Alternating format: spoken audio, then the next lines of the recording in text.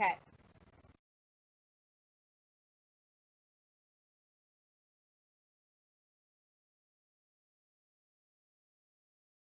Hi, everybody. To everybody at home, I would just like to note that we are having some technical difficulties. Please bear with us while we try to get everybody in the meeting. Thank you.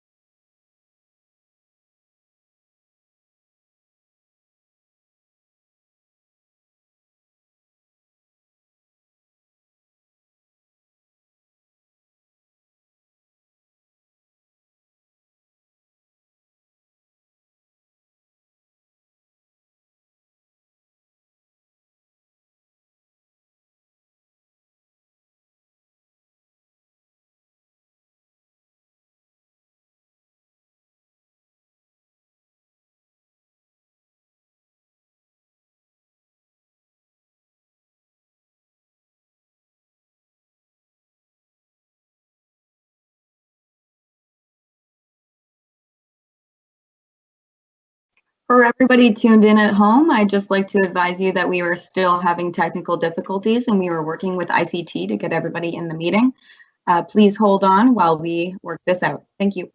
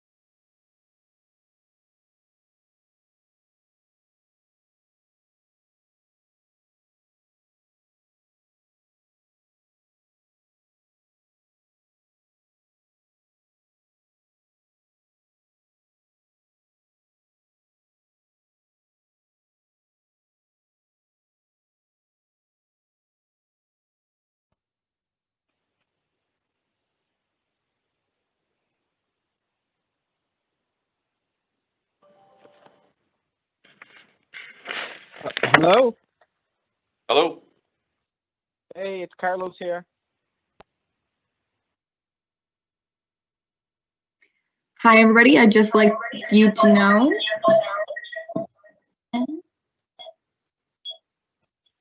Hi, it's Carlos. Hi, everybody. I'd just like you to know that the meeting will continue in a minute. Please keep your microphones on mute. We are just making sure everybody can get into the meeting. Thank you very much for bearing with us. Can I ask a quick question, Lindell? Are we not going to be using the tablet?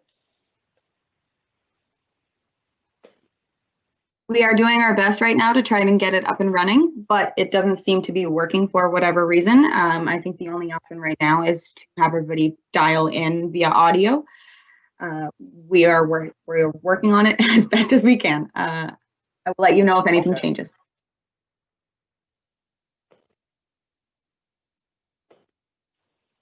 Sorry, there's no opportunity to see on a webinar?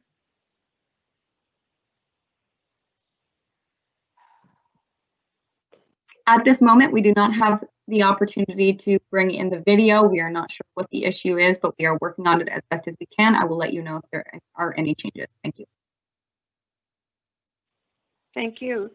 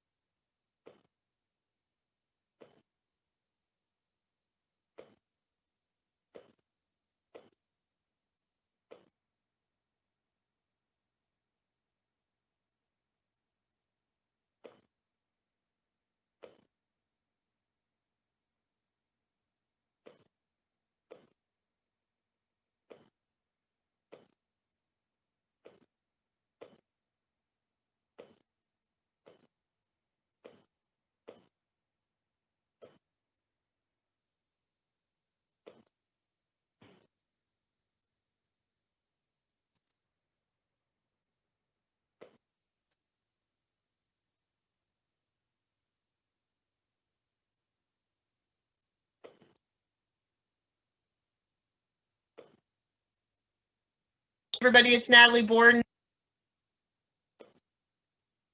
We're going to get the meeting started. It's Natalie, the chair. We're just having some technical challenges. I do apologize for the delay. Our goal for this meeting was to have everybody join via Teams, but that just doesn't seem to be possible, given the issues that we see with some of us on Teams and some of us joining by phone. What I'd like to do before we start is just to go through and make sure that we do have all of the commissioners on the meeting today. I'll start with Carol McDougall. Carol, are you there? Yes, I'm here. Great, thank you. Carlos Beals, are you there, Carlos? Yes, I'm here. Great. Lisa Blackburn? Yes, ma'am. Present and accounted for. Great. Tony Mancini? Yes, I'm here, and the screen shows the no visual, by the way. Yeah, okay. Lindell Smith, are you there? I am here, and I have a question where, after you do the roll call, please. Yeah, sure. And Tony Thomas, are you there? Yeah, I'm here, yeah. Great. And Robin, you're there as well? I am here. Okay, great. So we'll get started. I'd like to start first with the land acknowledgement, as we always do, acknowledging that we are on Mi'kma'ki, the unceded territory of the Mi'kmaq people. And I'd like to welcome everybody to the meeting right now. So Lindell, you had a question before we started? Yeah, so two quick clarifications. So right now, can the public not see the speaker or the presentations? Hi, Robin? Councillor, Commissioner Smith. I can answer that. So right now, they will be able to see anybody who is on Teams, except for the people who phoned in via phone. They will also be able to see the presentation.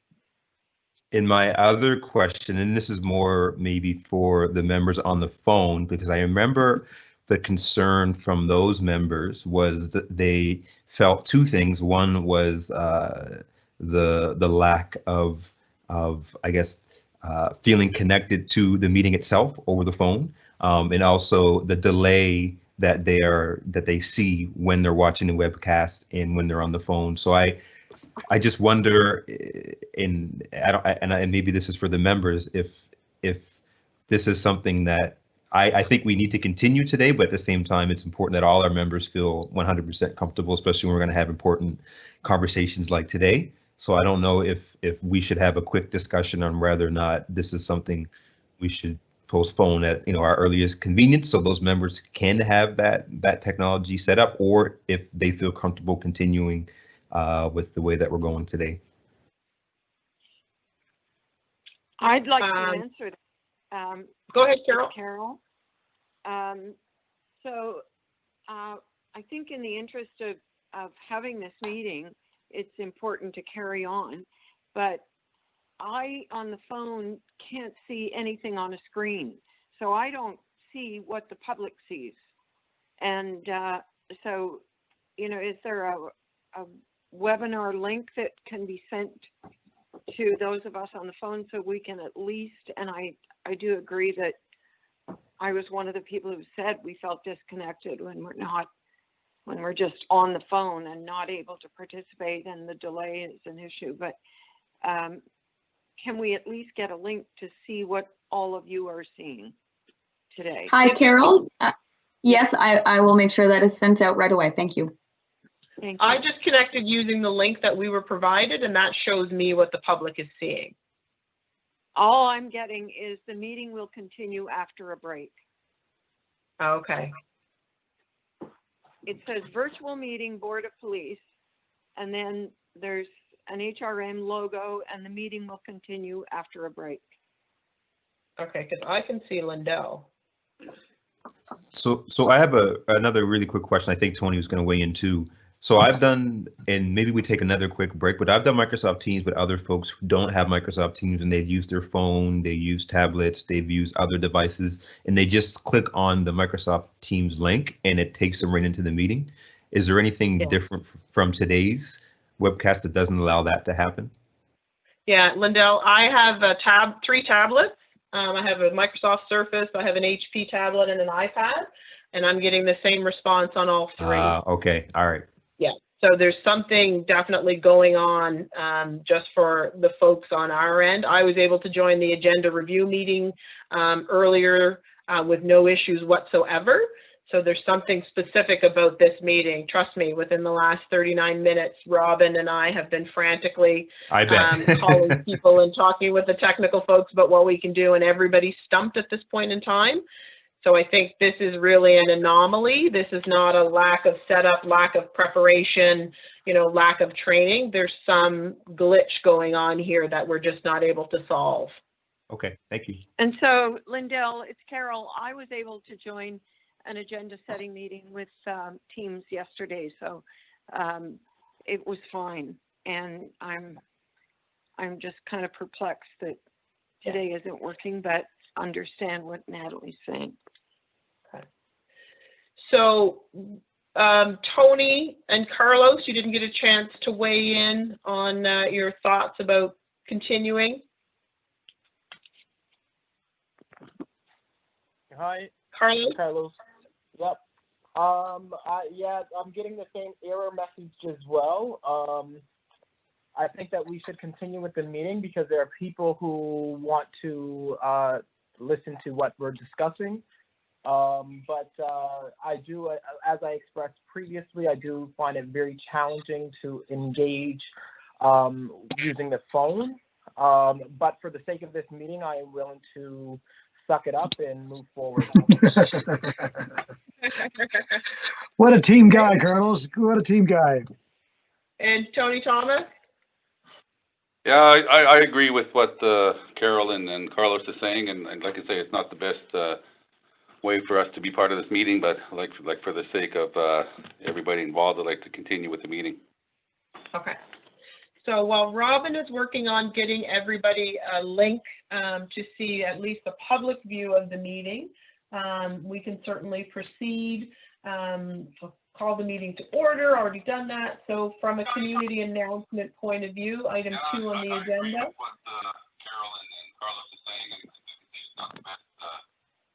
Hi, Natalie. I'd just like to remind you that you have to turn off your volume on the webcast so that it doesn't create feedback.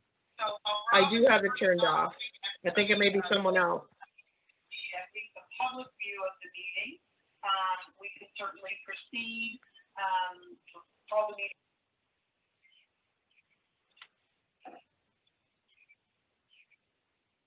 Robin, my volume is down.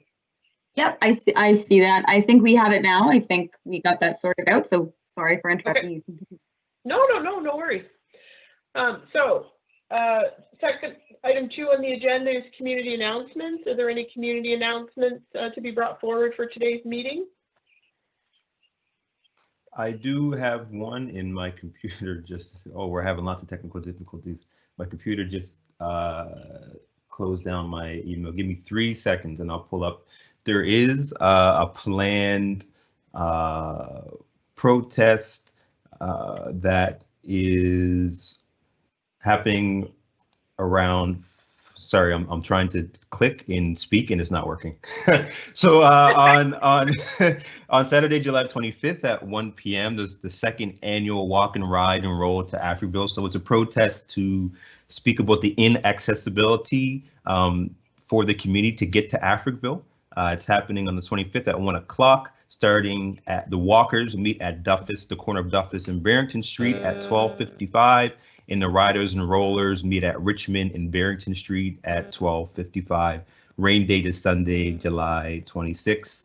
And there will be some more information coming forward. I'm not exactly sure where it's going to be posted, but I'll try to keep folks involved as well. So Saturday, July 25th, second annual Walk, Ride, and Roll to Africville. Yeah, if you could send that out to the commissioners, that would be great, Lindell, so that everybody has it. Great. Any other community announcements? No? Okay. The next item is the approval of the minutes. So if we have the minutes from March 9th, May 11th, May 14th, and May 25th, if I could have someone make a motion to approve those minutes. I so move. It's Lisa. Lisa, thank you. If I could have a seconder. I'll second, Carlos. Carlos, any discussion on the minutes? Not hearing any, I'll call for the question. All those in favor? Aye. Aye. Anyone opposed? Anyone abstaining?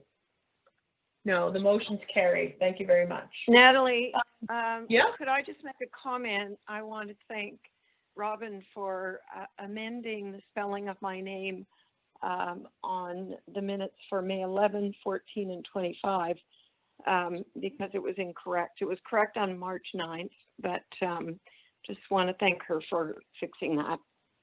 Excellent. We want to make sure we recognize and treat everybody, call them by the name that they want us to. So good job.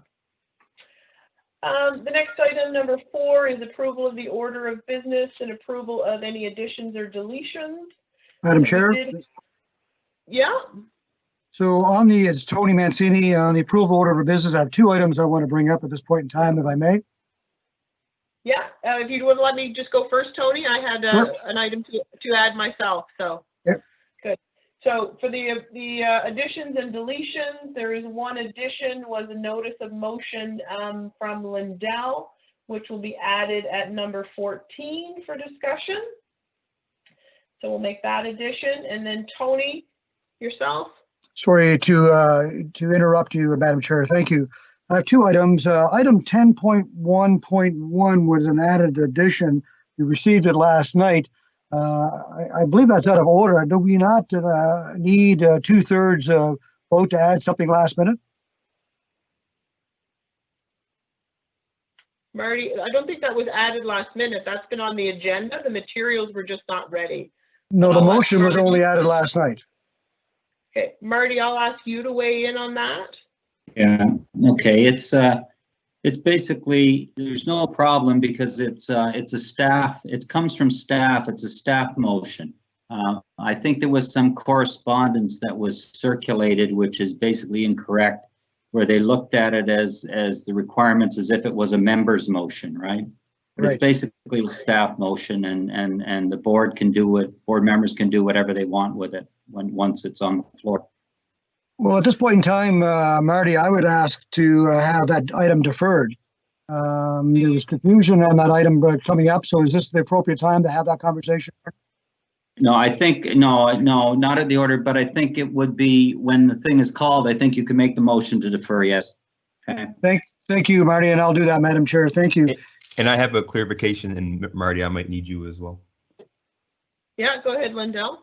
So what I was asking, so it was intended to be a notice of motion, but what I was asking is for the committee to waive the rules to add this under 10.2 members of Board of Police Commissioners.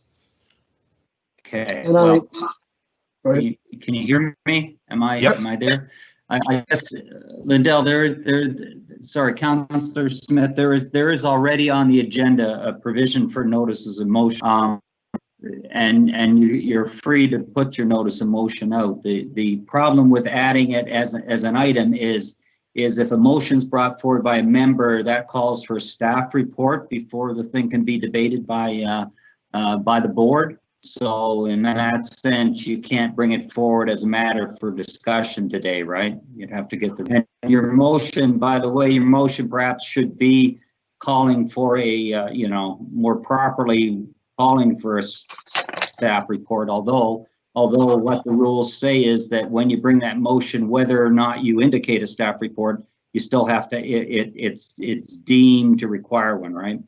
Yeah, so I think there's some miscommunications happening. So I want to add it to the agenda under 10.2 members of Board of Police Commissioners to request a report, not to add it to the agenda without a report, to request the report as if the other items with Councillor Mancini and Blackburn. So under 10.2, the request from the committee members, not actually to the board discussion itself. And Yes, doesn't okay. that So takes maybe 2/3? perhaps I misunderstood you. You'd like to have it added as an item for now to be dealt with and then referred for staff report. Is that what you're saying? Right, you got it. So Okay, waive the that's rule. possible. If you get Right. you get 2/3 of the board, you can do that. Right, thank you. Does that need a seconder, Marty? It has to be a motion. You'll need a motion with a seconder, and that can be done now, or it can be done then, or it can be done now as the order of business, right? I'll make a motion that we waive the rules and add item 10.2.5 to the agenda, and the title of that would be Independent Opinion on Legal Counsel for Board of Police Commissioners. And Mancini seconds that. Okay, any other discussion? So another item I have, Madam Chair, I'm asking that 10.2.3, move Well, up. Tony, can I just ask you to hang on because we have to deal with Lindell's motion first Get the vote. before we move My on to apologies. something else? Yep. Yeah, okay. So is there any further questions or discussion on Lindell's motion? Hearing none, okay, I'll call the question. All those in favor? Aye. Aye. Aye. Opposed? Robin, I'd like to register an opposition to that. Any abstainers? No, okay, so the motion is passed. Thank you. Thank you, Lindell. Tony? Sorry, Madam Chair. I'm enthusiastic today. I'm jumping ahead. I apologize. I would like to have item 10.2.3 move up after 10.1.2 since they are related. So after the chief does his update on Wardley, I would like to then have 10.2.3 discussed. Okay, so do you want to just repeat that as a motion? Certainly, that I request that item 10.2.3 take place after the completion of 10.1.2. I'll second that, Lisa. Thank you, Thank you, Councillor. Lisa. Any discussion on Tony's motion? Hearing none, all those in favor indicate by saying aye. Aye. Aye. Any opposed? And any abstainers? Oh, great, the motion is passed. Thank you, Tony. Thank you, Madam Chair. Okay, anything else under number 4? We're good. So do I need a motion for the approval of the updated order of business or no? Robin? Sorry, can you repeat the question? Do I need an approval for the new order of business? Yes, you do.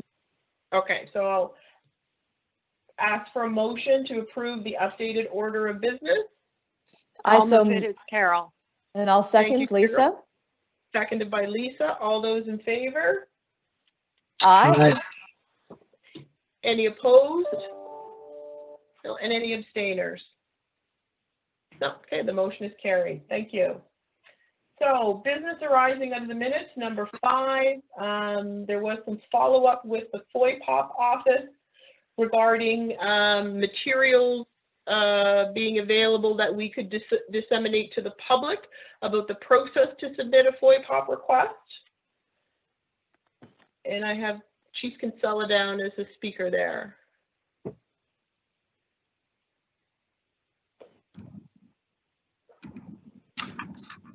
Thanks, Chair, and through you. So we currently have FOIPOP information on the website and through our social media. We currently don't have any handout information, but we could certainly look to developing something along that line if that's something that the board's interested in. Okay, that's great. Thank you. Janice, or Chief Gray, I have you down there as well as a speaker. Did you have anything to add? No, Chair, we don't use FOIPOP, we use ATIP, and all of that information is also on, I'm echoing. Okay, thank you. Okay, all of our, okay, any questions from the commissioners? Carol, do you have any questions? No. Right. Carlos? No questions. Lisa? No, I'm good at this time. Thank you. Tony Mancini? Nothing from me. Lindell? Smith? Nothing from me. I have a really quick unrelated technical question. Let me just, can I just roll through? I've only got 2 names left, so just let me roll through that and then I'll come back to you. Tony Thomas, any comments or questions? Not at this time, no. Great. Okay, Lindell. On my screen, it still says Board of Police Commissioners video of speaker not available. Is that still currently happening for the public as well? The public can see anybody other than Commissioner Borden, Commissioner McDougall, Commissioner Beals, and Commissioner Thomas. Everybody else who is in Teams is can be seen, and the break message, or not the break message, the video of speaker is not available, only comes up for those who do not have their video available. Okay, got you. So, okay, all right. So I'll wait to see if the presentation comes up, because right now when someone's live, I only see it in the bottom of my screen. But if I don't see it, I'll let you know. Thank you. Great. Okay, item 6 on the agenda is call for declaration of conflict of interest. Is there any conflict of interest to be declared as part of today's meeting? Hearing none, that's great. We'll move on to 7, consideration of deferred business. Robin, was there anything under deferred business? Ms. Chair, no, there is nothing for deferred business at this time. Great, thank you, Robin. And number 8 is correspondence, petitions, and delegations. So from a correspondence directive. So, Robin, have we received any correspondence? The board has received several pieces of correspondence relating to items 10.1.1, 10.1.2, 10.1.4, and 10.2.1, and all of this correspondence has been circulated to the board. Great. Were there any questions from the commissioners from a correspondence perspective? Carol?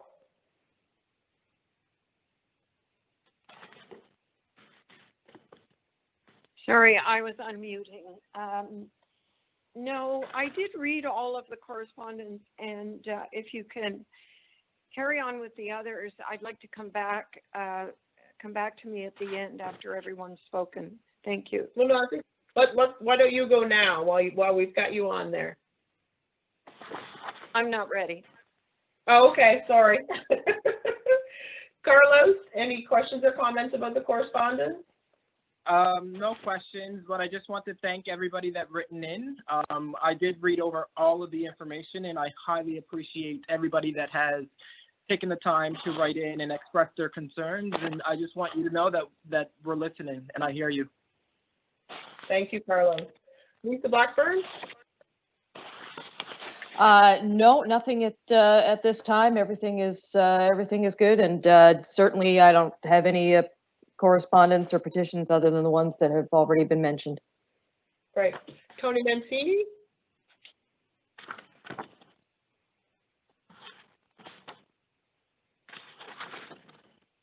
Tony Mancini?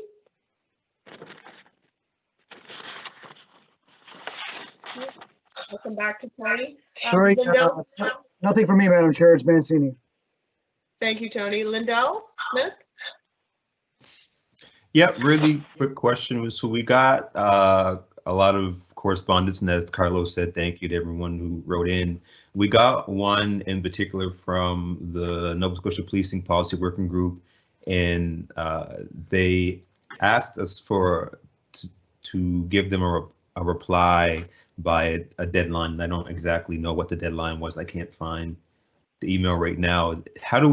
So my question is, how do we deal with that type of correspondence? Do we just, as usual, say we received it, or will we, as the commission, have to make a response, or will you as a chair? How do we deal with that type of correspondence? Yeah, we have an agenda item on that, Lindell, so can we hold that till we get to that agenda item? Yeah, of course. Okay, perfect. That'll give us the time to discuss it fully. And also my question was just really in general too, but we can talk about that on that item. Yep, thanks. Tony Thomas? No questions, just a comment that there was a lot of information here, and I do keep up to it and keep reading and understanding everything, so, but no comments at this time. That's great, thank you. And Carol, we'll go back to you. So I just wanted to mention, and this is not absolutely definitive in terms of what we heard from people, but as I was going through the correspondence, I found I was starting to make a note of how many calls for each different item, and So before I do that, I would like to say thank you, as Carlos mentioned, and Lindell, for everyone writing in and did read everything. Some of the totals that we received were for de-escalation training, 7 asked for that. Support for body cameras, 10. Against body cameras, there was 1. Accountability, police not investigating police, there were 5 comments about that. Reverse support reversal of the ARV, there were 26 people who, or calls for that. Asked for demilitarization of police, 6. Defund the police, there were 20 comments about that. Maintain reduction in the 5.5 reduction in budget. There were 9 people who asked for that. People asking for community support, direct funds to youth, housing, mental health issues, there were 23. Bias training, there were 7. One person suggested a trade-in guns that had been done before and suggested that was a good thing to do. And another, the last point was anti-racist strategy, public safety, reimagining. There were 15.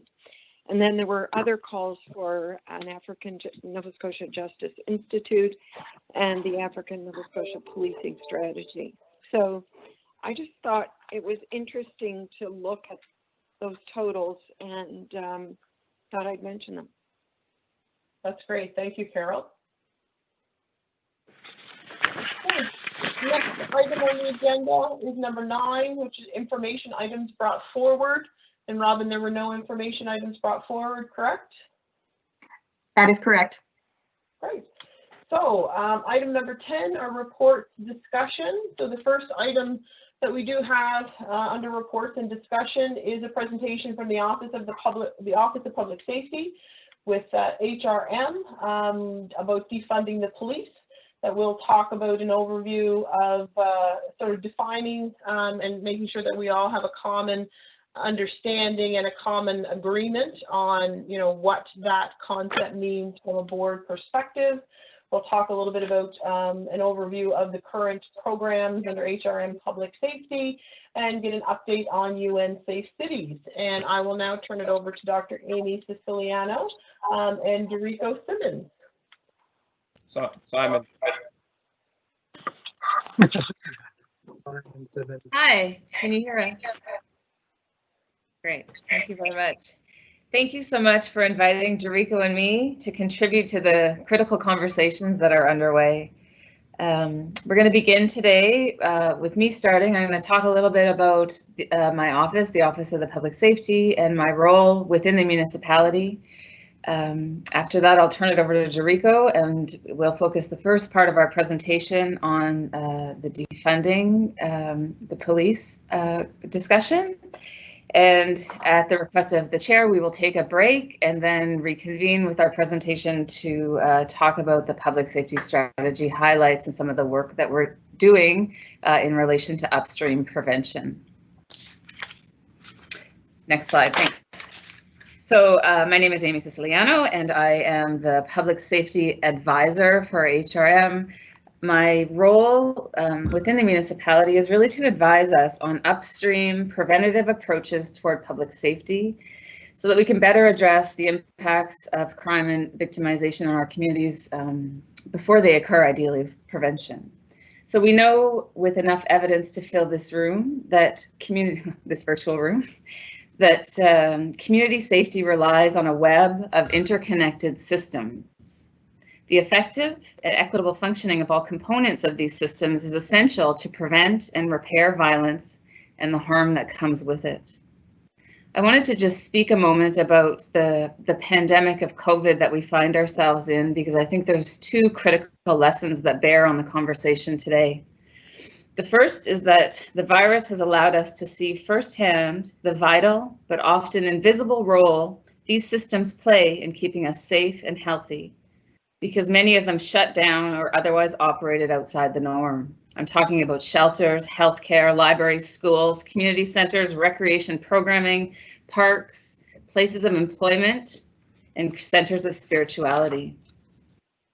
The consequences of this disruption has created a shadow pandemic, increases in violence or fear of violence, and a rise in anxiety and mental illness.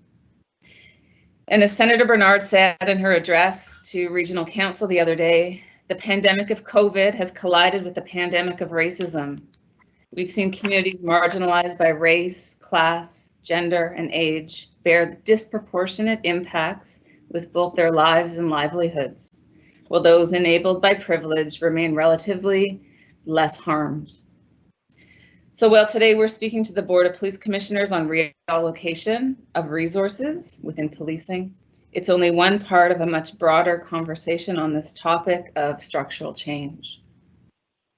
The second point that I wanted to make quite simply is that the pandemic has shown us that prevention works. It's working to flatten the curve of COVID, and it likewise works to flatten the curve of violence. The evidence is right before our eyes. Over to you, DeRice. So hello, everyone. My name is DeRice Symonds. I'm the manager of the Youth Advocate Program.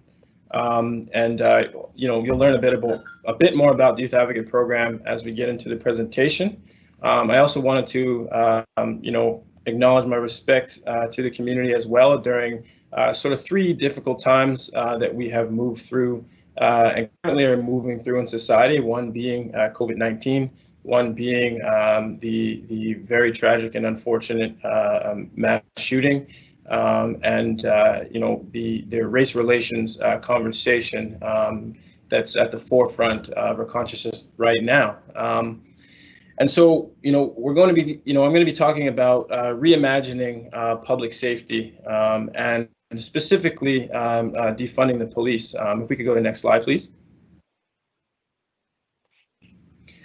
And so defunding the police, it has been a popular term that has been at the forefront of public thought, through the recent months. And these terms are not new, and they've garnered local and global attention after the tragic death of African-American man named George Floyd, who was killed by Minneapolis police. So defunding the police has taken root in the tragedy of George Floyd, but also has local context here in Halifax. The Halifax community has raised questions around responses to recent issues involving police and marginalized groups. So we've heard community asked public safety to be reimagined, reevaluated, and reinvested. And I would say that public safety in large has been heavily reliant on police, and the defunding movement is asking to reimagine what that may look like from here. Next slide, please. And so defunding, this is a bit around, what does it mean or what could it mean to defund the police? I do certainly understand that, depending on who you are, where you are, in what position or where you're positioned in community, you may have a particular definition around what it means to defund the police. For me and for Amy, it's around reallocating money from police and reinvesting into, and keep in mind, this is not an exhaustive list, and it's not limited to what's on the slide. But what I have is mental health supports, education, social services, housing, prevention programming, anti-racist education, food security, and alternatives to policing. There's been calls for investment that address the root causes of crime and victimization. As Dr. Siciliano talked to in the beginning of the presentation, is that we want to talk to and speak about the root causes of crime and victimization.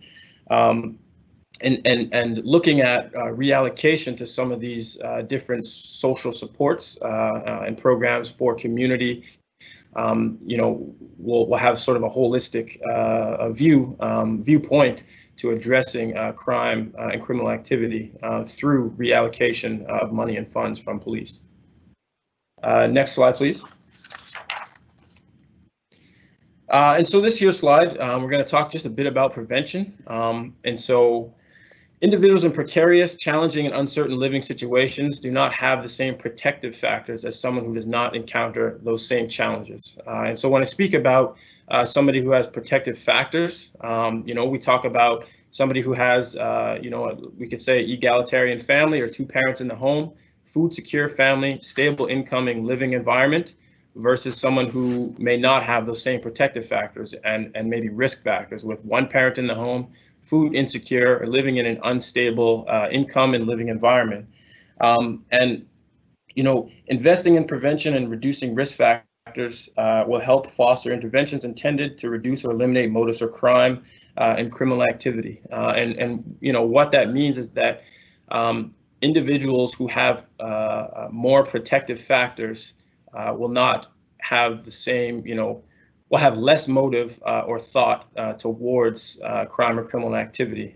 Folks who are living, with more risk factors than most may have, and I stress may, because that does not mean certainly that somebody who is living in precarious situations will result to crime or criminal activity, but somebody who certainly has more risk factors may have more of a propensity to think about or engage in crime and criminal activity. And where we can curb some of that thinking or behavior is if we begin to talk about prevention and investment in reimagining social services and programming to prevent folks living with more risk factors than others.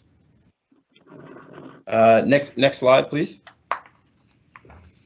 And so I wanted to put some of this information here to sort of let folks on the commission as well as community that this is a broader conversation. Certainly, this isn't just a conversation that Halifax is having. It's a global, it's a local and global conversation. And so for folks who can't see the screen, June 10th, HRM Council votes to cancel police armored vehicle, giving $36,000 to the Public Safety Office, $53,000 to the Diversity Inclusion Office, and $300,000 to fight anti-Black racism. June 15th, Baltimore Council approves $22.4 million budget to cut from police. June 17th, the Portland City Council cuts $15 million from its police budget. $5 million of that would be put toward a new program and sends unarmed first responders to answer homelessness calls. June 18th, Philadelphia canceled a plan of $19 million to increase the police budget and shifted $14 million of the police budget elsewhere, including affordable housing. June 26th, Minneapolis Council moved to defund police and establish a new department on community safety and violence prevention. On June 29th, Toronto City Council debates a motion to defund police 10%. And a follow-up to that is that that motion did not pass. But I think it's important to note that these are conversations that are happening, hyper-local, as in Toronto, and as well globally in other parts of the world, in order to move to a more preventative and a holistic community preventative approach. Next slide, thank you. Thanks. So there has long been public support for such pre-crime investments, and we put this slide up there just as a snapshot, really, of a timeline of the discussion. And these are at the federal level of reports or commissions and reports produced that follow this theme. Research shows that Canadians prefer investment in prevention and education over more law enforcement and punishment, that victims of violence want more prevention and less punishment. No one wants to be a victim of crime. So the reports here, they stretch back from 1993, which was in the field of crime prevention where I work, kind of a real turning point, because that's when it was called the Horner Commission, which really said that Canada needs a national crime prevention strategy that's sustainably funded, stretching all the way to just last year, where from the mandate from the Prime Minister, which led to a review of Canada's criminal justice system. And the quote at the bottom there is from that last report. So, all of these reports speak a similar language to that of what DeRice has said, what we heard from the Senator, and what we've also heard from the broader community here in Halifax about prevention, reallocation, and cultural shifts. common themes in these reports are that, most who come in contact with the criminal justice system are marginalized or vulnerable. The criminal justice system as a whole disproportionately harms Indigenous and Black communities and those experiencing mental health issues. And yeah, many that come ensnared in the criminal justice system struggle already with mental health and addictions issues, poverty, homelessness, systemic racism, and prior victimization. They all say in some form or another that the criminal justice system is not equipped to address these complex issues, nor should it be. And they all note that we can prevent many of these problems by directing resources to their roots. So I think what's changed from that path-breaking Horner report back in 1993, which called for the National Crime Prevention Strategy and sustainable funding for it, is that in prevention, we have a lot more evidence to demonstrate that prevention is very effective, very efficient, and a great complement to more conventional approaches to reducing crime. So at the request of the chair, as I mentioned, we can take a break before we continue on with the rest of our presentation. Great. Thank you very much, Amy and DeRice, for your time and your effort in putting that together. What I'd like to do now is just go through the order of speakers and just talk to the commissioners to see if there are any questions for Amy and DeRice at this point in time. Carol? I don't really have any questions. I'm struck by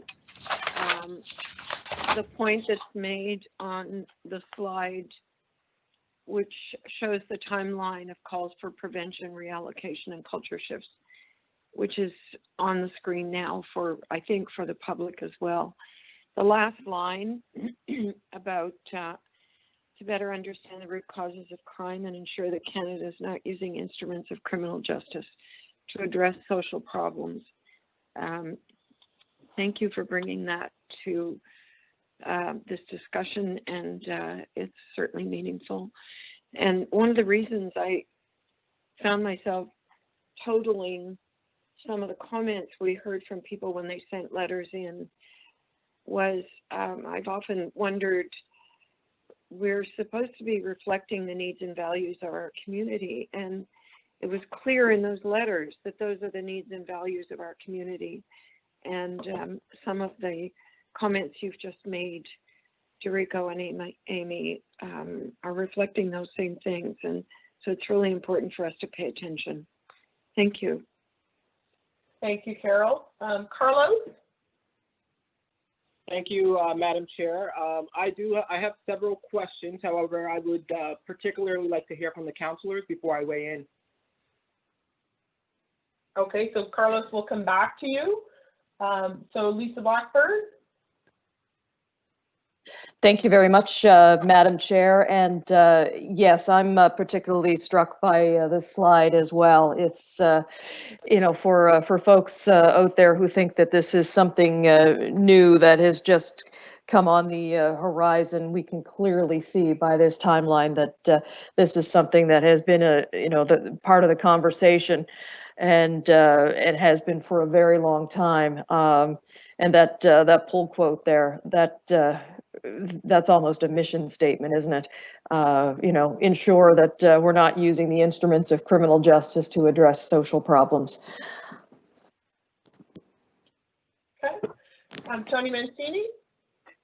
Thank you, Madam Chair. Thank you to both of you for that presentation. I truly appreciate it. More of my questions are related to the motion that's going to follow, but I do want to acknowledge the one quote that was in the presentation that was a big aha moment for me. Those of privileged are less harmed. And I think that's truly an aha moment. And I thank you both for your presentation. Okay, Lindell Smith.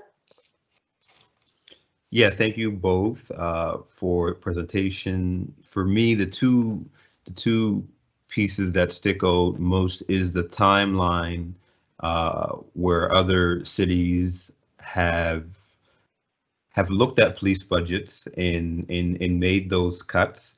And I believe recently too, New York cut almost $1 billion and there's been some concern about that actually being cuts or not. And that has the biggest in the United States, the biggest police force in the United States. You know, so for New York to realize how important it is to look at that outside of COVID is also important. And I think it's important for us.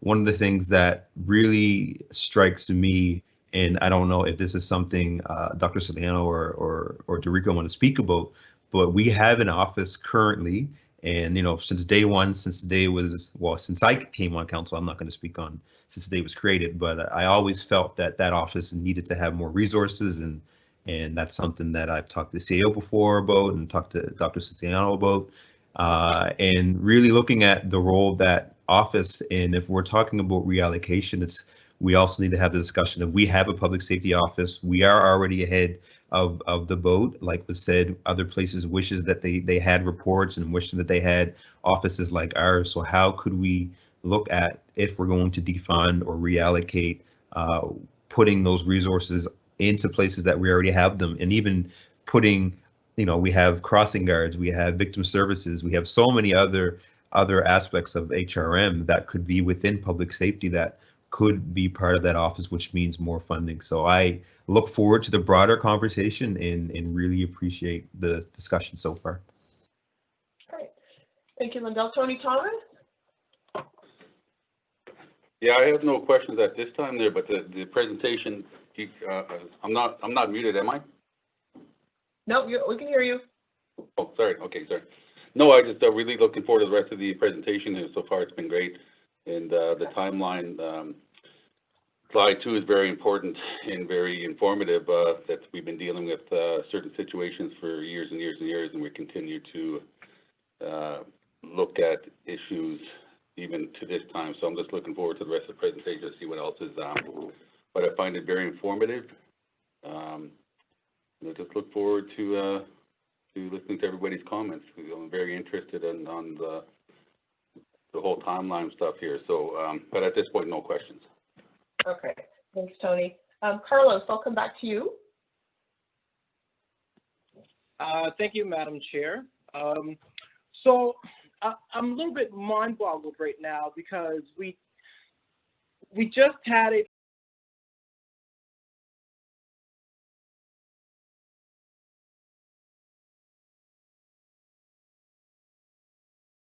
strong program, and the second one being the Ceasefire Halifax program.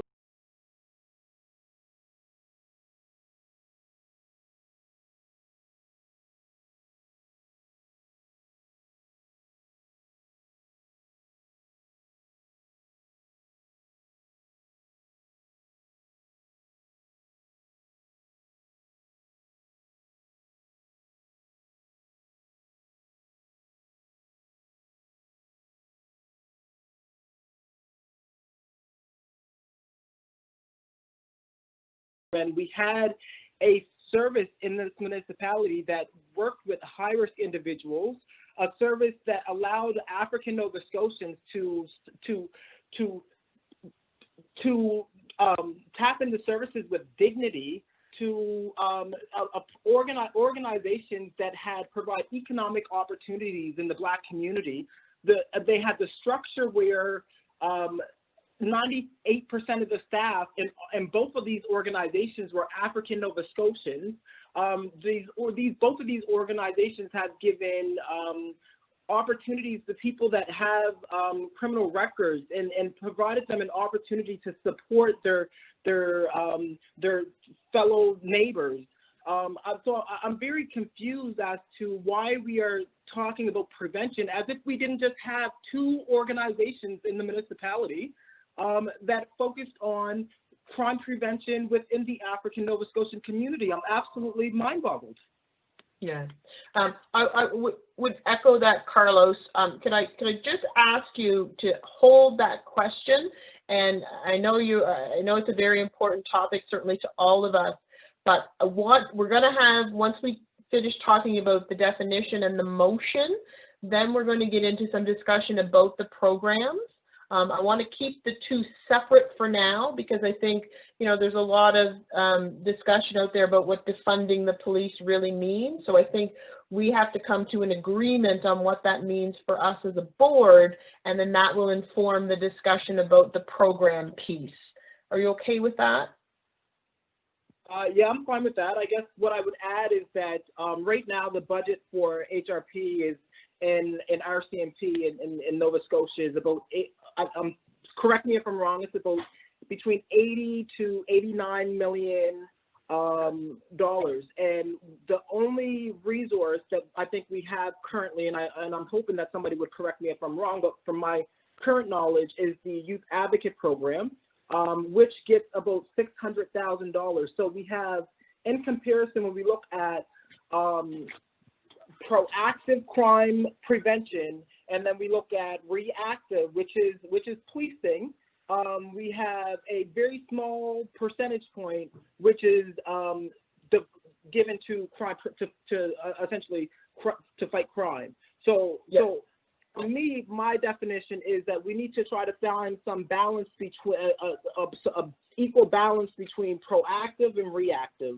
So if we're looking to defund the police, I think we need to be going in a sort of trying to find a happy medium in the middle there. So I don't know if that answers your question, or but yeah, and I think that's part of what, you know, we've addressed in the motion about the staff motion as stated is investment in resources that have been proven to support community risk and promote crime prevention. So I think once we define what defunding means from our perspective, then we can then use that lens to have that specific discussion about the programs as we go forward. And with the second half of the presentation, Amy and DeRice are going to highlight what are those key areas, what are some of the programs, so that we can then move to that next step. But your point is very, very well taken, but I don't think we do have agreement right now as to what our philosophy about defunding the police is. I think if I can just chime in again, I don't think that we're going to define it. However, I don't really think that there's much to define. It's just a reallocation of resources. We're going to focus more on proactive solutions rather than continuing the militarization of police force by having police simply just continue to react to crime. We have to find somewheres where we have resources where we're allocating resources for crime prevention. So I don't think it's so much about defining. I think it's just we need to have the will to look at this as a reallocation of resources so that we can support the community and its needs today. Yeah, and I agree with you, and I think that's what we'll talk about when we get to the motion, but I think we do have to define it because there is an expectation out there for some folks that it means abolishing the police force. So we have to be very clear going forward what is, we talk about, you know, defunding the police and what steps we're going to take. We have to be able to constantly make sure that we're aligned with what we agree our definition is. So we're with you. Any other comments or questions, Carlos, at this point in time on the defining piece? No questions, no further questions. I will wait and weigh in a bit. Okay, so I just want to make a couple of comments, just general comments. You know, the slides about what's happening in the other jurisdictions, I think, are helpful in order for us to understand what's happening out there in other communities. But I think we just have to be careful from a context perspective in comparing what happens in other jurisdictions. You know, the budget responsibility for us, when you look at things like housing, education, healthcare, is really split from a municipal, a provincial, and a federal perspective. So I just wanted to remind folks of that. When you have a city like New York, for example, you know, municipal funding does look at potentially all of those things, but there may be some differences here in our jurisdiction. So, you know, the importance cannot be lost in the gestures that are being made, but I think we do have to understand that, again, we're not always necessarily comparing apples to apples when it comes to where the budgets are allocated and where the funding is coming from for some of these other support systems in society in our jurisdiction. The other thing that I think is important to remember as well is the differences in governance with respect to police boards and commissions in terms of operational responsibilities, whether or operational oversight, excuse me, whether the police report directly to the commission or not, that are different when we look from jurisdiction to jurisdiction.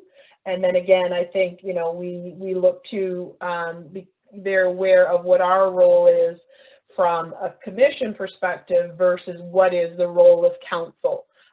Because again, we just, you know, from example, from a budget perspective, we can make recommendations to council from a budget perspective, but I think as we've found through the last couple of motions that we've made around the budget, council does have the ability to not accept those recommendations. So I just wanted to put those out there as a reminder for folks that the environment certainly that we're in, you know, is not consistent from place to place to place, although certainly the issues that we're facing and, you know, the challenges certainly are the same for sure for those marginalized communities.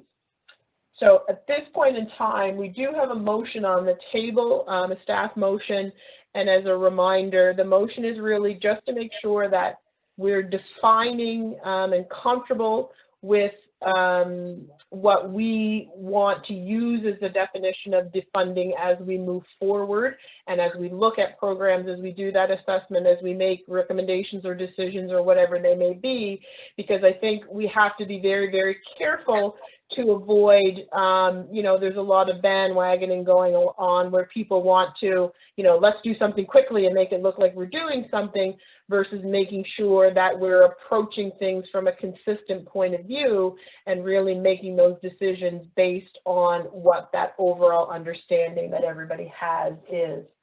So I'll just read the motion that is on the table, that the Halifax Board of Police Commissioners adopt the definition of defunding the police that supports a role for policing that includes police performing policing functions, rather than those social functions, that there are appropriate resources to perform those non-police functions, and that supports investment in resources that have been proven to support community risks and promote crime prevention. So from a process point of view, that is a staff motion. So we are certainly free to amend, you know, pass, whatever we wish to do with that particular motion at this point in time. So just so that we're clear, process-wise, would call for someone to make the motion if they're willing to do that, and a seconder if possible, and then some discussion to see where we go. And then when we call the question, we can have the discussion about what we want to do in terms of amending, accepting, or whatnot. So Natalie, it's Carol. I would be prepared to make this motion or propose the motion so we get it on the table. I wasn't sure if as a staff motion, the board is responsible for proposing that, but I also do have an amendment that I want to suggest and talk about when we get to that point. Okay, so with a staff motion, we can, you know, we're not obliged to accept that motion, but Carol, if you wanted to propose a motion with an amendment, I think that would be appropriate at this time. Okay, so I would like to. Well, there's no seconder, so I haven't heard a seconder. No. So she's going to make an amendment though first. She has to have a motion's been put on. Point of order, please. Point of order. A motion's been put on the floor. It needs a seconder before any discussion or any amendment. Is that correct, Marty? Looking for the solicitor. You're going to need a second. You're going to need a seconder. Okay, thank you, Marty, for For the clarification. discussion, and then the board can, that's for debate, then the board can do whatever they want with it, right? You know. Okay. Thank So you, Marty. Carol is going to make the motion. Carol, are you comfortable with that? Yes. Okay. Is there a seconder for the motion?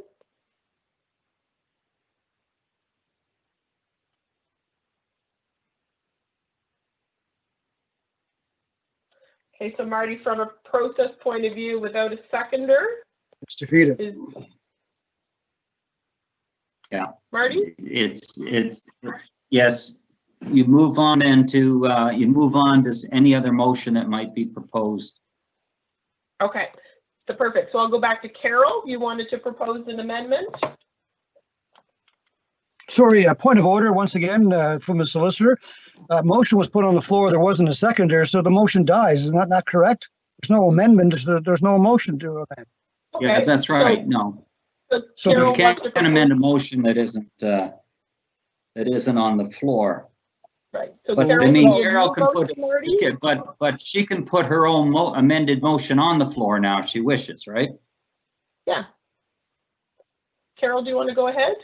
I'm sorry, point of order, Madam Chair. I'm trying to understand this, Marty. You're telling me at any point in time in our meetings, if a motion dies on the floor, there's no seconder, then we can bring forward a brand new motion. Is that correct? Right. Is that what you're telling me? You can bring And another so- motion forward. But however, you today requested Councillor Commissioner Smith that needed 2/3 to add a motion to the agenda. I don't understand. I'm confused from a procedure point. Well, because the difference is whether it's a matter that's before council already, right? With a Right. staff report, which you have here, you got a presentation, you have a proposed motion, it's directly in front of staff. Because the Right. purpose of the rule is that council is informed when they go to deal with a subject matter, right? And Correct. that's the difference with the other, as you know, right? That's the Okay. difference here. Thank you, Marty. So. Okay. Carol, over to you. Pretty confusing.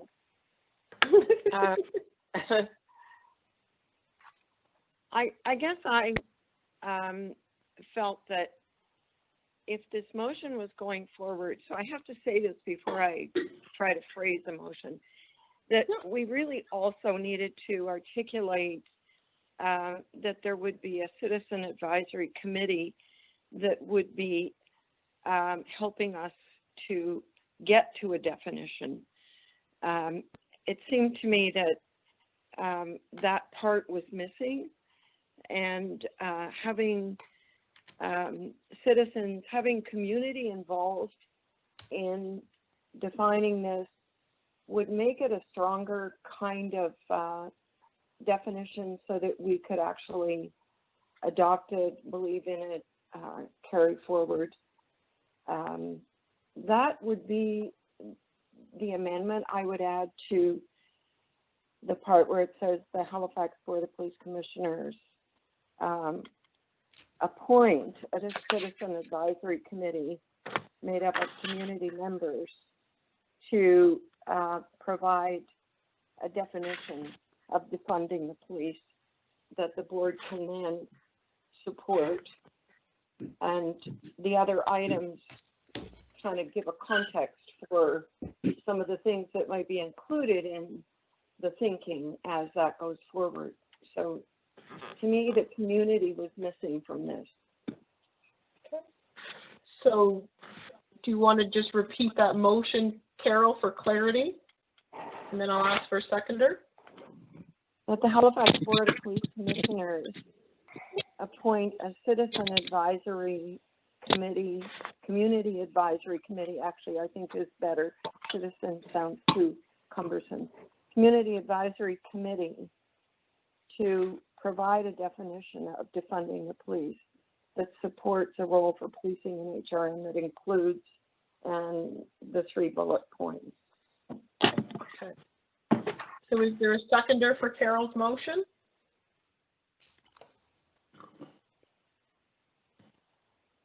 I'll second for discussion. Okay, so seconded by Lindell. So I'll open that up for discussion. First up would be Commissioner Beals. Carlos. Thank you, Madam Chair. In terms of an advisory board, I mean, all of the commissioners here are citizens, so I don't quite know whether or not we need to have another committee to simply reallocate resources. So I think with the motion, it wouldn't be to reallocate the resources, it would be to to craft that definition that we would use in whatever actions we take after that. Okay. Okay. I don't really have any. Just Chair, Yes, can Marty. you hear me? Yeah, I think that there's a question here. If normally, if you have a staff report and it has an alternative motion in it, as the councilors would know, then they can move the alternative motion, right? But if there's an alternative that's proposed, right, that's not within the context of that, right, then what happens is it automatically defers to the following meeting, right? And so that's what happens as a result of that instance. So, you know, if you're basically, and the reason for that is quite simply that, again, so when the board comes back and considers that issue, say in terms of a committee or whatever, at that time, well, then the board would have the benefit of a staff report or something else in order to inform themselves, so that they can basically they're informed when they do the thing. You know, the problem is if you just bring this forward like this without the background, the board members are put in a very awkward position, right? You know, so basically if it's another alternative, it can be brought forward, but the result of that is it's then deferred to the following meeting where you can then consider the issue. Okay.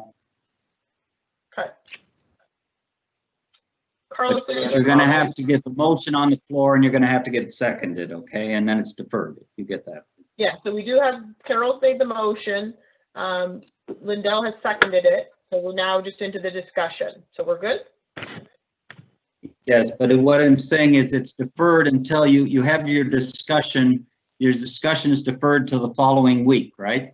Or the following meeting, okay? When you have the information, and then you have your informed debate and discussion of the entire issue, right? And all the members are then informed on the alternative. Yeah. So we're just discussing the motion right now. We're The not deferral. discussing the issue. Yeah. No.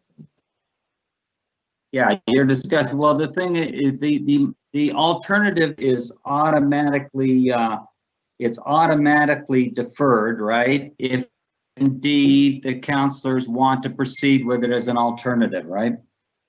Right, so we haven't called the question. We don't have that yet. So I'm thinking what we normally do is do the motion. Call the question. You can't call the question on the motion, right? Because the councilors haven't been informed. They don't have the debate yet. So it's automatically, the fact that it's raised as an alternative, right? If the board thinks it should be considered as an alternative, right? Then it's deferred, okay? All right. So Marty, I guess I'm confused then because I'm not sure. If you want to poll the councilors to see if they want this considered as an alternative, then it would be deferred and come back at the next meeting with the information the councilors need. I mean, the board members need. Yeah, so I think that's what I was trying to do, was to poll the councilors to see where they were at with that particular motion. Fine. That's right. But it's not a debate on the merits of the motion, right? Yes, that's correct. Okay. So I'll go back then to Carlos. Carlos, are you comfortable with that motion as it's written or as it's stated by Carol? Yes or no? Yes. Okay. Lisa Blackburn? Hi there. No, I'm not comfortable moving on this today. I mean, this motion was dropped on us at 3 o'clock yesterday afternoon. I have not had time to dig into what, debate on the merits of this or demerits of this might or might not have. So I am not in a position to support moving forward on this right now. I would like to see it deferred. Thank you. Okay. Tony Mancini? Thank you, Madam Chair. You know, I have, first of all, once again, a point of clarification. I'm still not clear on, you're referring to the original motion as being a staff motion, when the perception out there is this is a commission motion, which did not come from any of the commissioners. I'm curious where the original motion came from. Did that come from the police department? Did that come from the clerk's office? Did that come from the chair? I have no idea where that motion came from, originated from. And the perception out there with our residents is that came from one of the commissioners, which I understand it didn't. So yeah, so a staff motion by definition comes from staff. So whenever there's an information item that's brought forward, there's a staff motion that goes along with that. So that was written by whom, Madam Chair? Who was the author of the motion? That motion came from the clerk's office. And legal looked at that, Marty? I understood at some point legal did look at it. Yeah. So I'm not in favor of the original motion. I'm not in favor of the amendment, though I do thank Commissioner McDougall for adding the public contribution to it. That is necessary. But the rest of the motion, I'm not in favor of. Okay, so that's great. Thank you, Tony. Lindell? Thank you. I'm a little confused as well. So really quickly, so this, we're not discussing the merits of the motion, but we're discussing the wording, and then this motion would then come at next meeting of the commission for discussion. Okay. Yes. All right. So for discussion purposes, I'll leave it as it is. I do have concerns, but I will wait until the meeting that comes forward to have that discussion, if the committee or if the commission agrees. Okay. So Tony Thomas? I'm in support of the motion at this point because it needs further discussion. That's something we can definitely address at the next meeting. Okay, so I'm just 1, 2, 3, 4. So at this point in time, I have 4 councillors in favor of the motion, or sorry, 4 commissioners in favor of the motion and 2 against. Robin, does that reflect what you captured?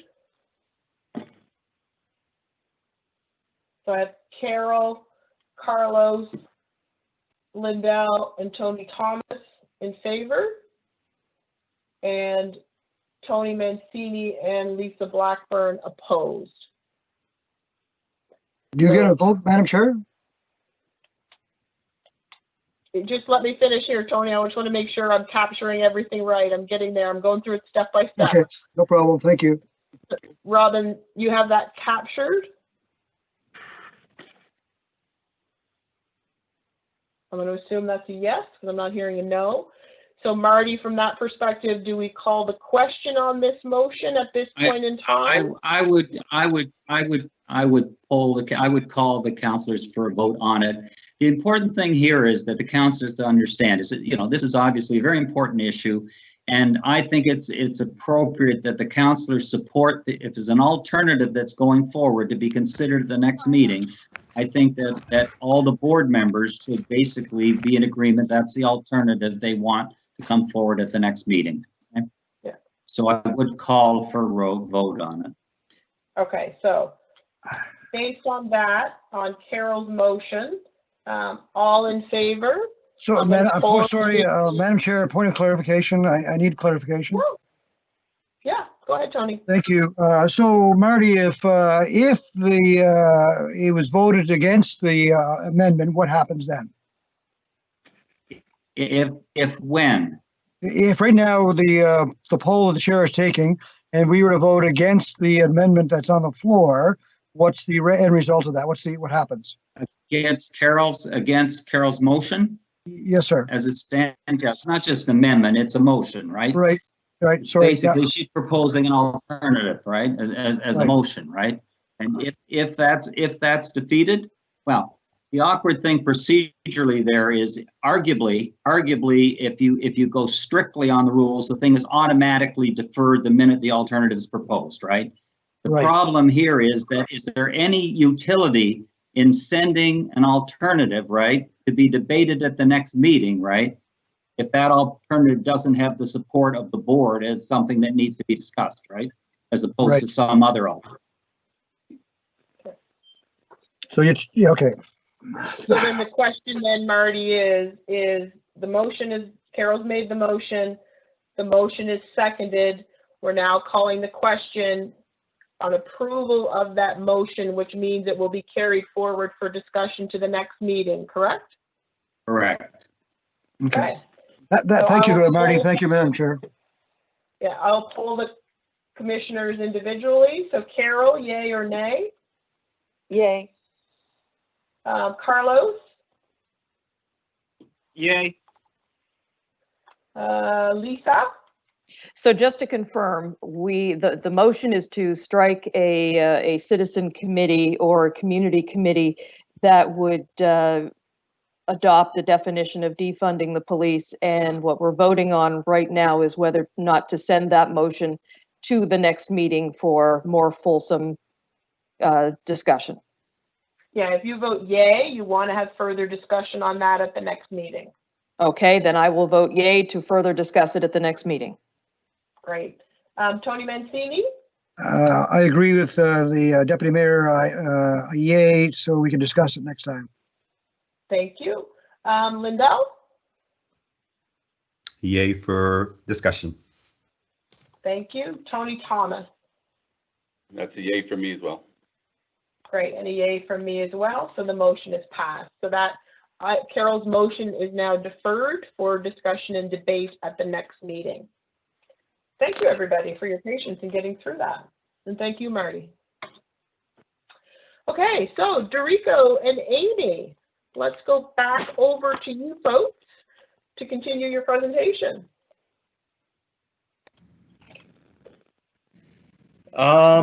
So I would, I guess in addition to continuing the presentation, just quickly address a great question as well by Commissioner Beals, just in relation to specifically the Solstrong program, as I was the manager for the final year and a half of that program. And absolutely correct. It was a program operating in North Preston and working specifically with African Nova Scotian community of North Preston, and as well as African Nova Scotian young men from that community. I guess just a couple points, that it was a federally funded program, and funding was running out. And so with that program in particular, a couple things is, one is that we didn't have evidence to support that the one-on-one interactions or the one-on-one sort of support was working. But what we did have was an abundance of evidence that the community programming was working phenomenally. And so I believe it was 2018, maybe November, council did move, I think it was $24,000 to Parks and Rec to continue the community work that was happening in the North Preston community as a result of the Solstrong program. And then further to that, the Youth Advocate program expanded into North Preston, East Preston, and Cole Harbour to continue one-on-one work with youth, as the Youth Advocate program was evaluated and evidence-based at the time.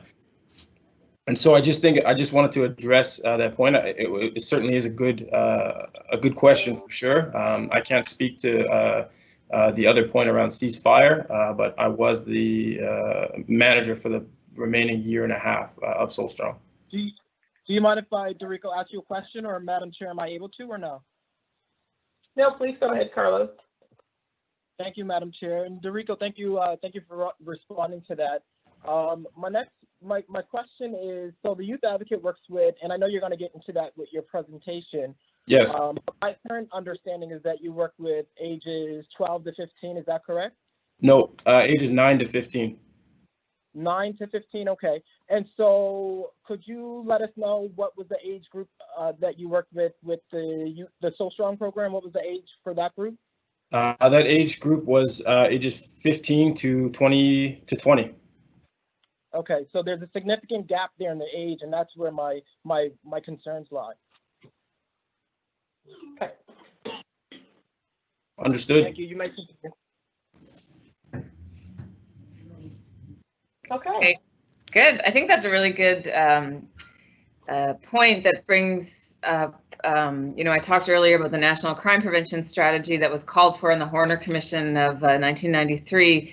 The piece that Horner said was that it needs to be sustainably funded. And a lot of the challenges we face as a municipality is that we get these very large grants to run very complex programs, prevention programs that have evidence to show that they work. Sometimes they work, sometimes they don't. I think they always need to be adapted to the local context. And then the funding runs out. So the funding is never provided at a core level. It's always at a project-based level. And then, this is a problem that happens across municipalities. Once the funding runs out, then what? So it's a real question about sustainability. And I think we're going to talk more about the programs that we have in a second. Right? I'm trying to move the slide, but I don't do that. Robin, could you change the slide? Thank you. I was presenting to the board last fall, and I talked then about the overall scope of this public safety strategy, and I went into some detail. Really, in a nutshell, it pushes the municipality and its partners to think and act upstream, considering the complex, multiple, interconnected roots of social problems, including crime and victimization. And, I want to bring it back to the defunding discourse because, we think about the last slide that was up there. It seems that much of the systems change and the prevention pieces that are being called for are out of scope in some ways, out of the municipal jurisdiction. So you can think about housing, healthcare, education, child welfare, social services. Yet there's a lot of tools that we have within the municipality beyond policing that focus on prevention. And, going back to that presentation that went to council by the senator a couple of days ago, she spoke of community development, and it was really great to hear her talk about that because that's about the importance investing in social infrastructure, which is entirely in our wheelhouse as municipal government. So, and it's actually something on which the public safety strategy pivots. Social infrastructure is really about the shared physical spaces and the work that happens, the magic that happens within those spaces that bind and connect us, that foster literacy and other critical life skills so necessary for the safety and well-being of our communities. And these things happen in our libraries, in our rec centers, in our parks, in our streets, in our sidewalks, in our active retail corridors. It's the municipality, it's the stuff on the ground and in the street, our shared spaces. It's also about the regulation of the built environment in ways that promote local economic development, affordable housing, food security, and safe and accessible mobility for all of us. So I would say that social infrastructure is the foundation and meeting point for building safe communities, and how we resource it is key to its success in achieving that outcome. Next slide, please.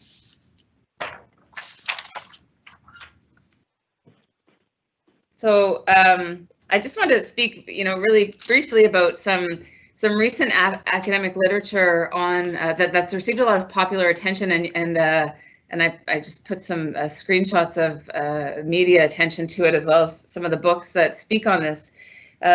Recent academic literature on the impact that demonstrates the impact of social infrastructure on reducing crime.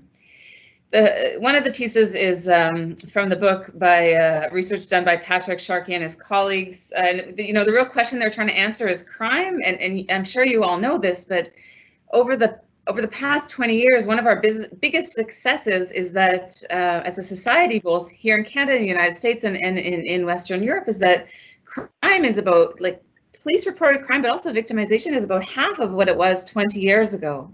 So why? And that was the question they were trying to answer. And they did a very complex research study that looked at neighborhood level data across 264 cities over more than 20 years.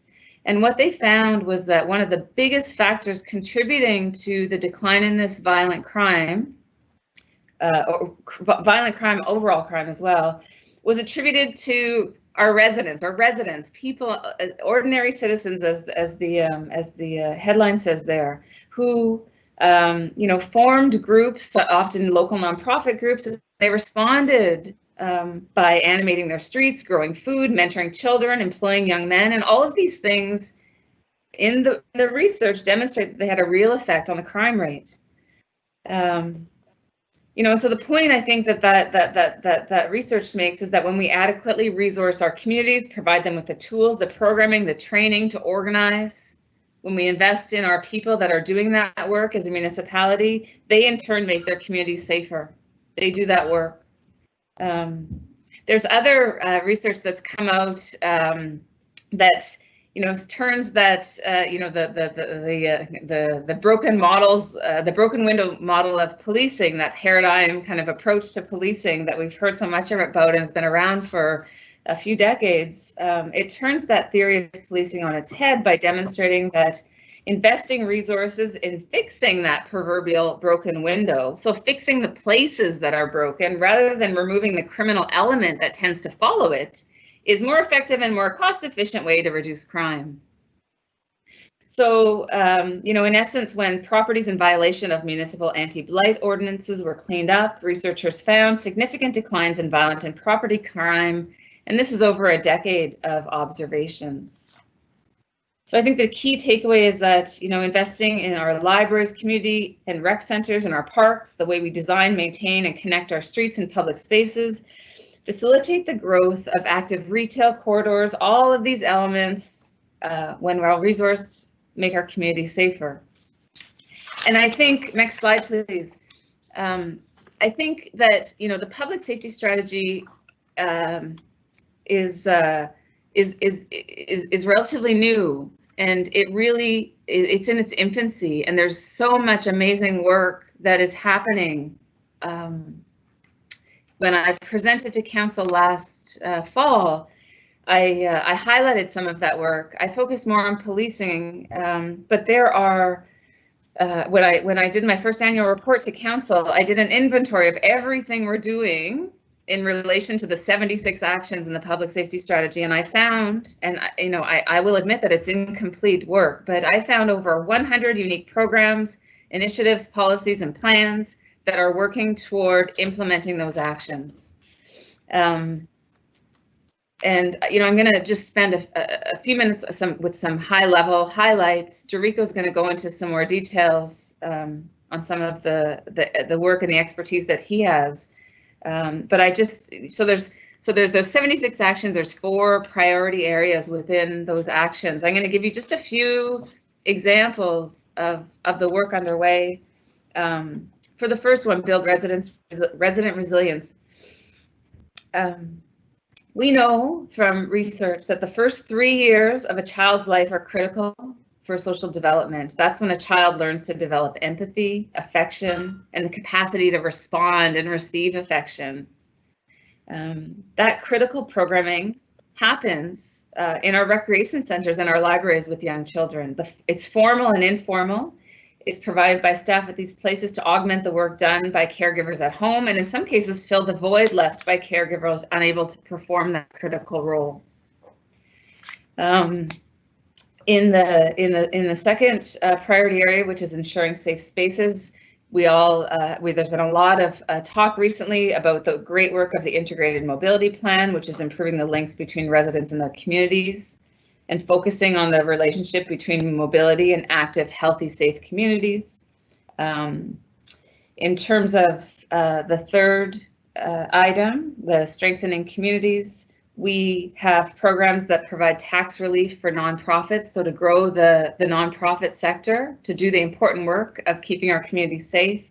We have the Community Grants Program, which also does that. We have the Affordable Access Program, which helps to remove barriers to access our programs and facilities, the mobile food market, the food action plan, our community gardens.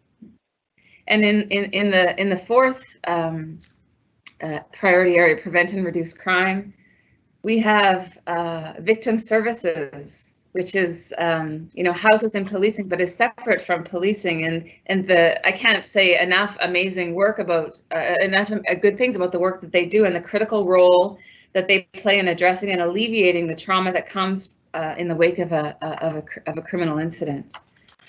The library here is doing some path-breaking work in investing and training staff to meet people where they're at, to better support the challenges they may be facing. I can think of many examples. The one that's coming to my head right now is, the partnership they have with the John Howard Society that actually is bringing a book club into the in the corrections facility. But there's so many more. The libraries are also leading the way in harm reduction approaches. And then there's the nascent work underway that we got from direction from council to build a municipal drug strategy that will enhance that and better collaborate that harm reduction work. We have a forthcoming report on the sobering centers as an alternative. That a motion came from council to do that research and provide that report. So there's lots, and I'll talk about the UN Women Program as well, another new program that we have. And these things are not done in my office. These are done across the municipality. My work really is to build our capacity and get us excited and attract investment and resources into all of these things that we are doing, and so we can push them farther ahead. And DeRico, I'm going to turn it over to you now to talk about some of the programs in his area of expertise. Sure. So I'm going to talk about some of the programs. So when I say our programs, next slide, please. So when I say our programs, I mean programs that owned or operated by the municipality. All of the programs that I'm speaking of may not be particularly a crime prevention program. However, they do address some of the social determinants that may make young people more apt to think about or commit crime. And again, I say may because I don't want it to be interpreted that, if a young person does not have said protective factors, they will commit crime. I just say may. And so with the Youth Advocate Program, it's a community-based crime prevention program. We do operate in 14 communities in HRM. And we work with youth ages 9 to 15, taking a preventative and intervention approach. And at any given time, there's 45 youth in the program. And it's an evidence-based program and has been evaluated by Dalhousie Resiliency Research Center and has been around for about 12 years now.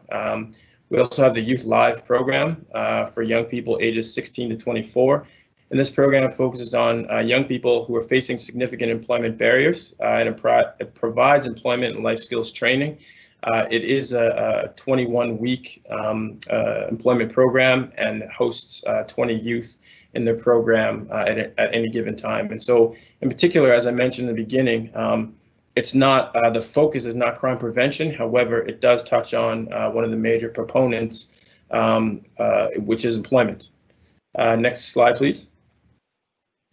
And so Girls United program, this is a program that many may not have heard of, but it is possible by a small grant from province of Nova Scotia. And so this program was in operation last year, but due to COVID and restraints, we haven't got back up into operation as of yet. But Girls United is a community-based crime prevention program for young women ages 12 to 15. It's peer-centered and peer-led with a focus on building strong, positive relationships.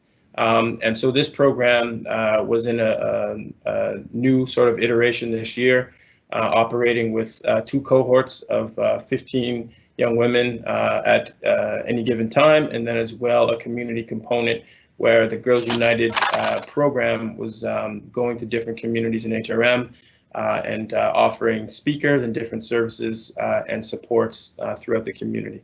And so these are some examples of the things that HRM is doing, maybe specifically in the name of crime prevention, but also addressing some social determinants.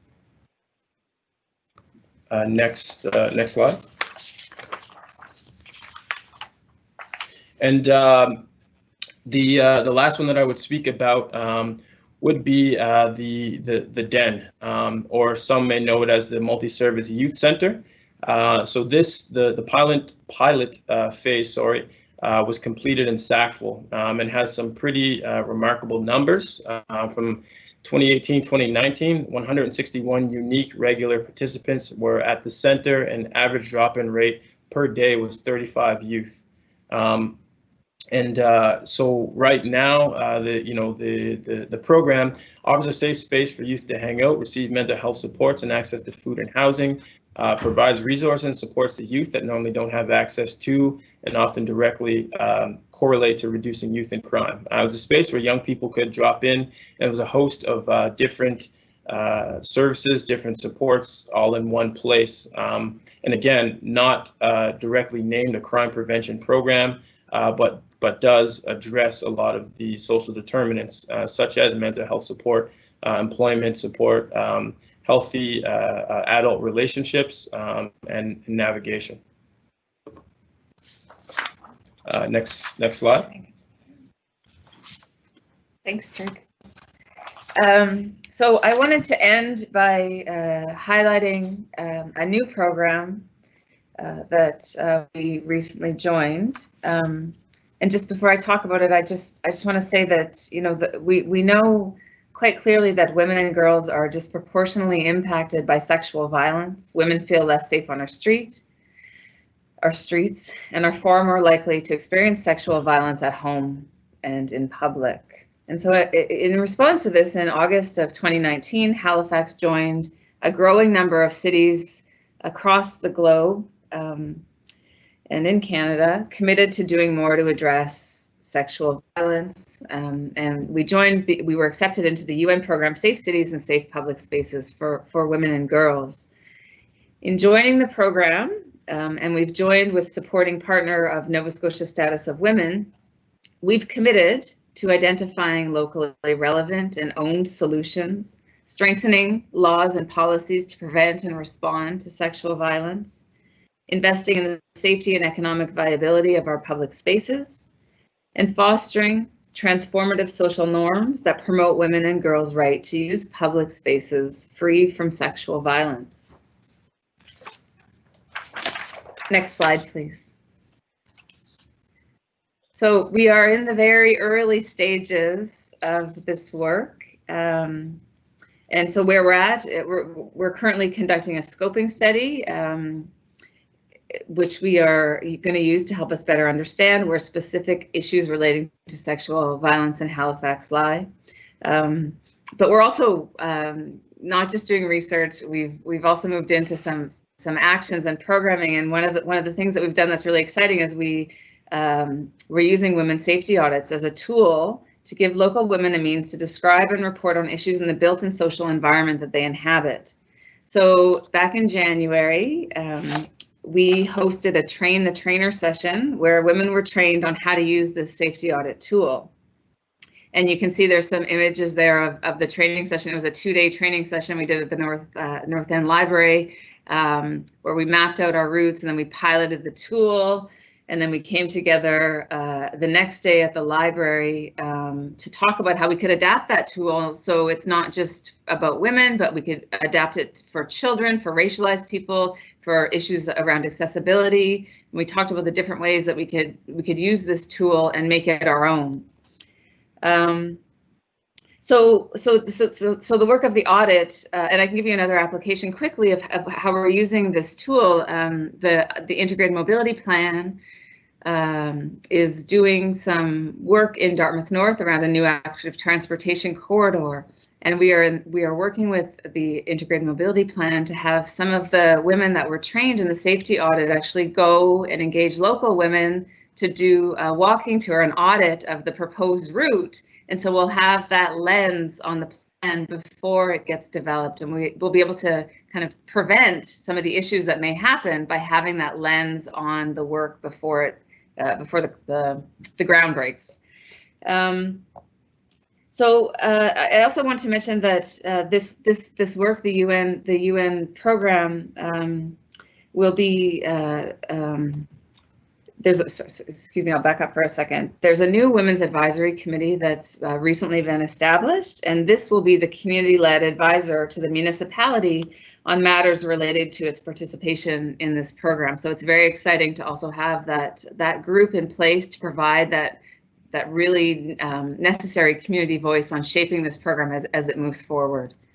So thank you. I think that's the end of our presentation, and we really appreciate inviting us here to speak to you. Great. Amy and DeRice, I want to thank you very much for the time and effort that you put into that presentation. I think it's extremely helpful for us at this point in time. So what I'd like to do at this point in time is just go through our speakers list and see if there are any questions or comments from the board for you. So I'll start with Carol.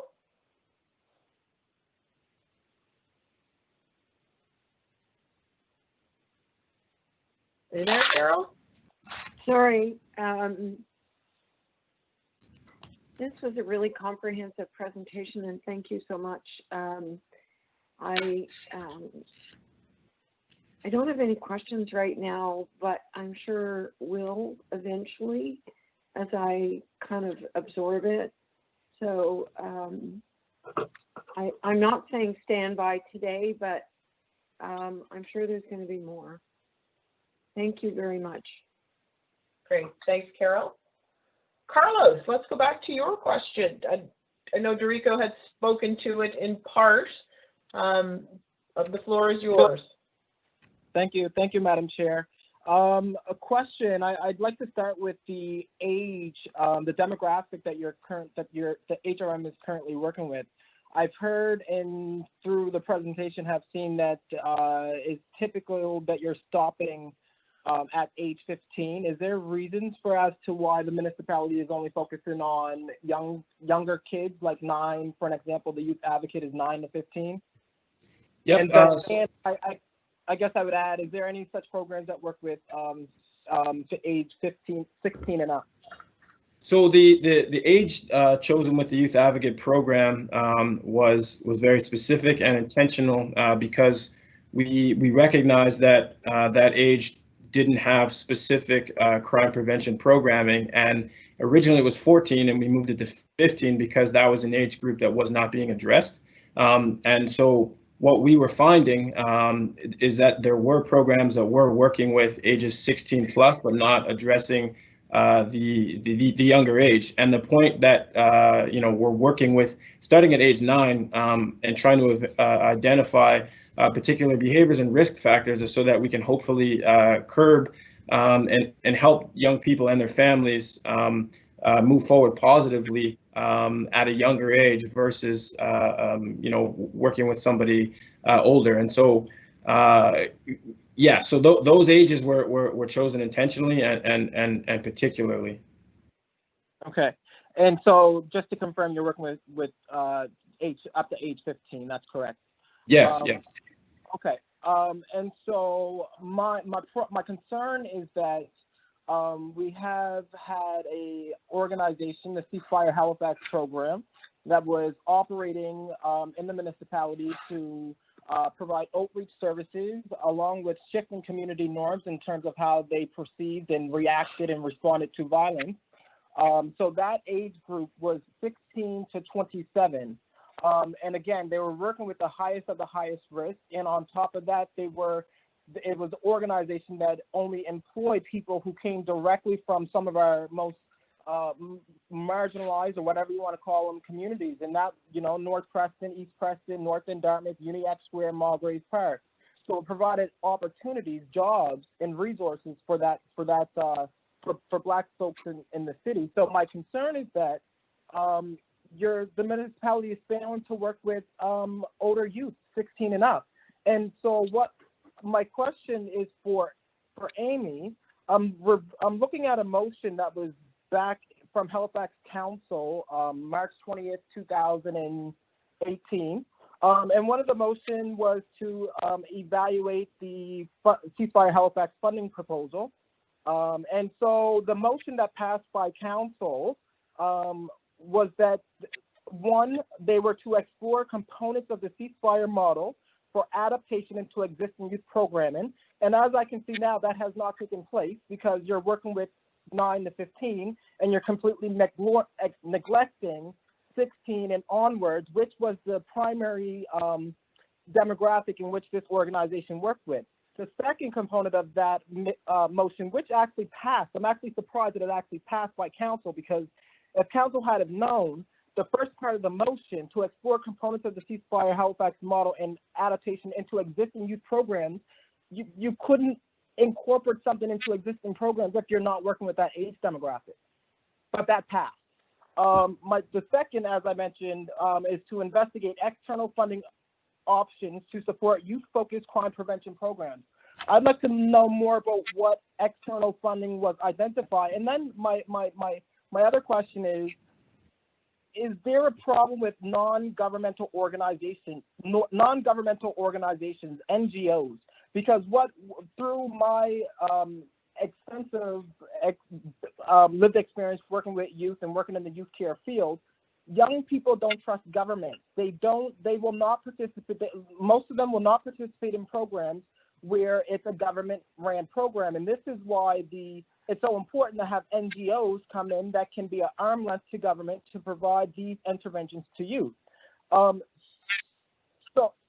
So I'd like you maybe just to respond to that. But like I said, I will double down on the importance of working with African Nova Scotian men and women. One thing that we know for certain is that African Nova Scotian men are overrepresented in the prison system and grossly underrepresented in services aimed at supporting them. Well, you know why? Is because they don't have services where they can go and be treated with respect and dignity. And that's part of the problem. And this is why these organizations that we're around are so vital and important to these communities. These are assets in the Black community, and council has decided to rip them out of the roots and defund them. So my question to you folks and councilors, please weigh in on this because you voted to get rid of that resource. My question is there, who's working with 16 and up? Where are the support services for that demographic? So, okay, I can. So a couple of things and great points. So a couple of things is that there are a lot of specific organizations that do work with ages 16 and up. Where a point that I certainly agree with and do know firsthand and lived experience is that African Nova Scotian men are grossly overrepresented and disproportionately within the criminal justice system.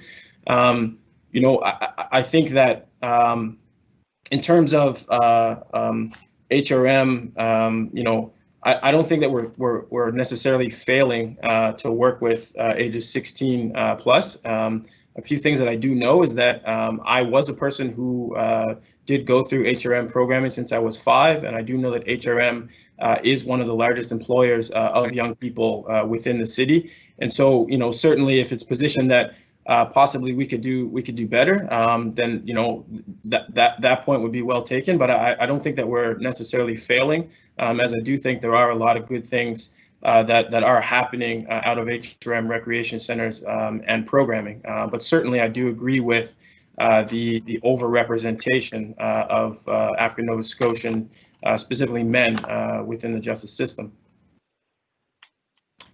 Thank you. Oh, go ahead, Amy. Thanks, Carlos. Thanks for your comments. I think they're really important. Without going into a lot of details about this, and we can certainly have a broader discussion about it. I did apply to with the Community Justice Society for funding from Public Safety Canada. Unfortunately, the Community Justice Society, because I agree with you around the whole, arm's length or working in partnership or behind the scenes with local nonprofits, and the difference that makes on the ground and the effectiveness of programs, I think is a really important point. And unfortunately, the Community Justice Society had to pull out of that funding application I also applied to Public Safety Canada for additional funding, and through this National Crime Prevention Strategy fund that funds project-based, not core funding, I applied for additional funding and unfortunately didn't receive it. The Department of Justice has given us a little bit of money to run community mobilization teams, which are not similar to, they're not identical to what Ceasefire was doing, but one aspect of it modified, and the intention is to keep growing that. And from what I remember of Ceasefire, reading the evidence, the most effective piece of that program was around violence interruption, and that's certainly a gap in the municipality right now. Perfect, thank you. And so, do you guys give opportunities? One of the inclusive factors of Ceasefire is the Ceasefire program was that it provided opportunities that people who might have had some previous dealings with the justice system. Does HRM hire people who have a criminal past? Yes. So actually, through work that preceding Amy, myself, and Councillor Smith, we actually went to North Preston, Mulgrave Park, Uniacke Square, and did receive feedback and information around this specific question. And there were a lot of significant discussion, and things have been changed. And so yes, to answer your question, the answer is yes. So you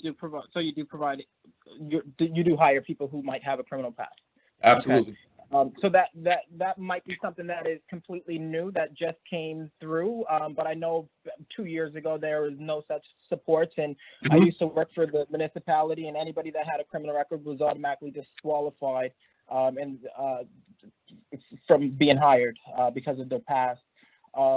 So anyhow, I think there's other commissioners that might want to ask a few questions, but I think that it is extremely important for actually, I'm going to maybe suggest if the councillors don't mind weighing in, because this was a motion that actually passed. And again, my concern is that we're trying to reinvent the wheel when it comes, and I'm going to mention something because I think this is very important to mention for people listening. When it comes time for Black organizations or Black funded programs, they're significantly under-resourced, they're underfunded, they give them enough money to essentially do a bad job or what they would perceive to be a bad job. And the expectations are through the roof. They want you to be superheroes. They don't take into account that there's trust and credibility and relationship building that is all intertwined that makes a project be able to thrive and to be successful. And so when you see organizations that are not ran by Black folks, there's more understanding, there's more compassion, that, we understand that it takes time, but with a Black organization, a program that is being staffed and ran explicitly by the African Nova Scotian community, again, they're under-resourced and they're expected to provide results that nobody would even expect. It's part of implementing these programs is that you're supposed to allow the organization to build its roots, to nurture the program. The discussion needs to be, how do we better support this organization that they can make a greater impact, and not how do we defund or get rid of this organization. And that's what we've been seeing time and time again. And this is why Black folks don't like to access services, because they don't stick around for long, and they all know it. So if you don't mind, I'm going to allow the councillors, because I'm quite concerned that this is the sort of where we're at. I want to hear from the councillors who voted for the motion because the motion passed.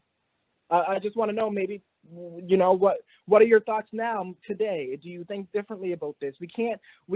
Our actions need to speak louder than our words. We can't say we want prevention, but yet you're ending resources that address prevention.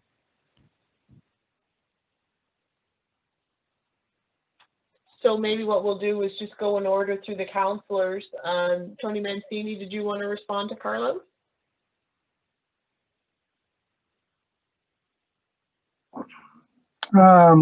So the funding, if I understand it, from ceasefire was provincial. The funding ended from the province. So Carlos, are you having the same conversation with the province, because they initiated that program and funded that program? As the funding, I'm going back to my memory here. I think we did provide some funding to keep it going, if I do recall, just to keep it going until the province made a decision.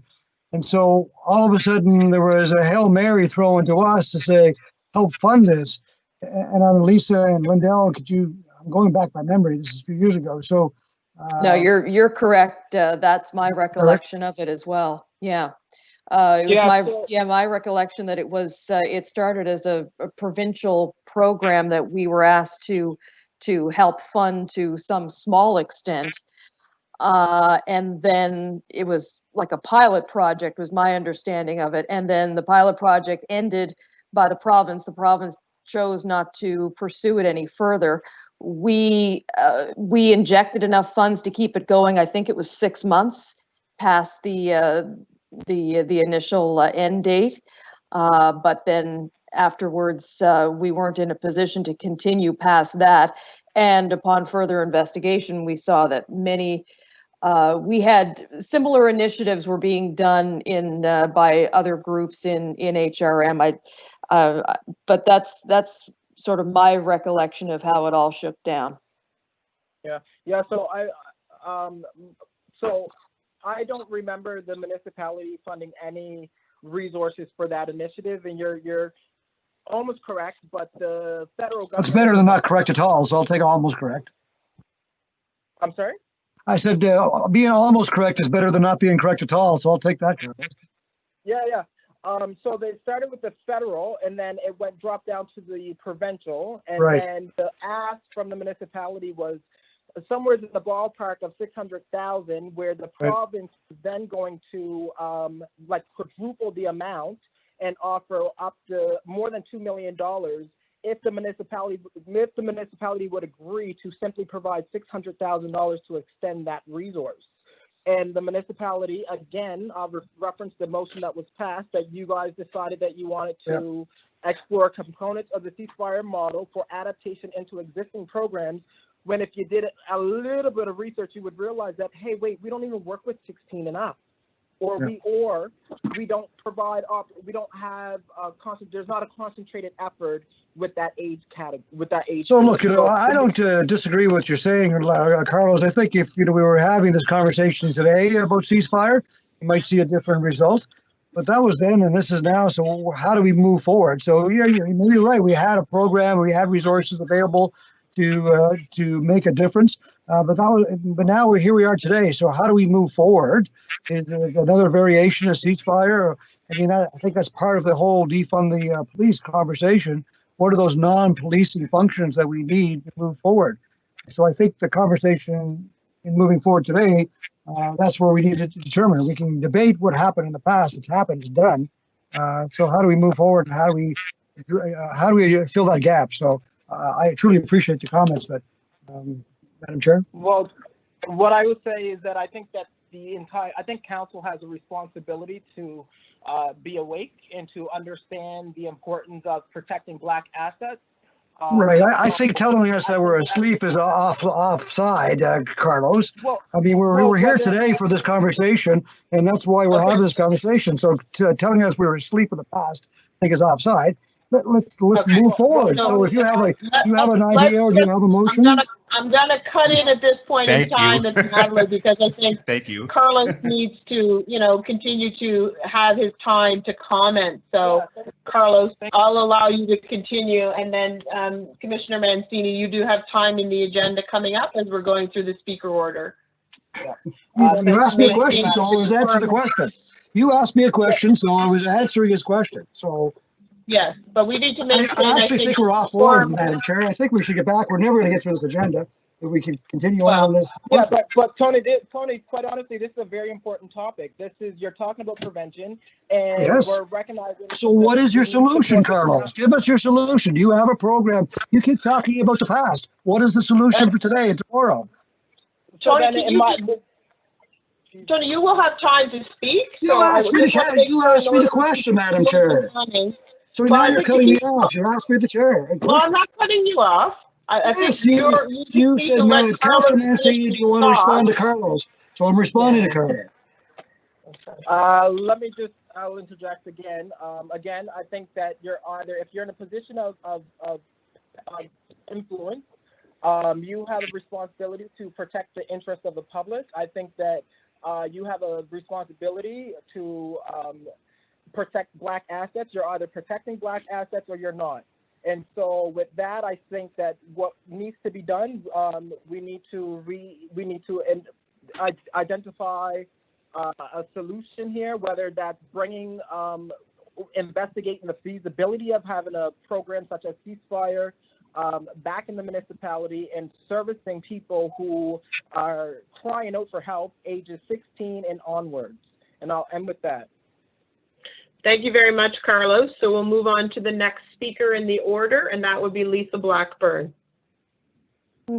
Thank you very much, Madam Chair, and thank you very much, Commissioner Beals, for the conversation on this. I agree, this is certainly something that is important to discuss. And I'm just trying to remember back to when we had that conversation at council about the program, and it is something that that we face at a municipal level time and time again when we have the federal government, the provincial government, all with very good meaning, and their hearts are in the right places when they develop these pilot programs. But then what happens is they become popular and then they're not funded anymore by those two orders of government, and it falls on the municipality to fund them.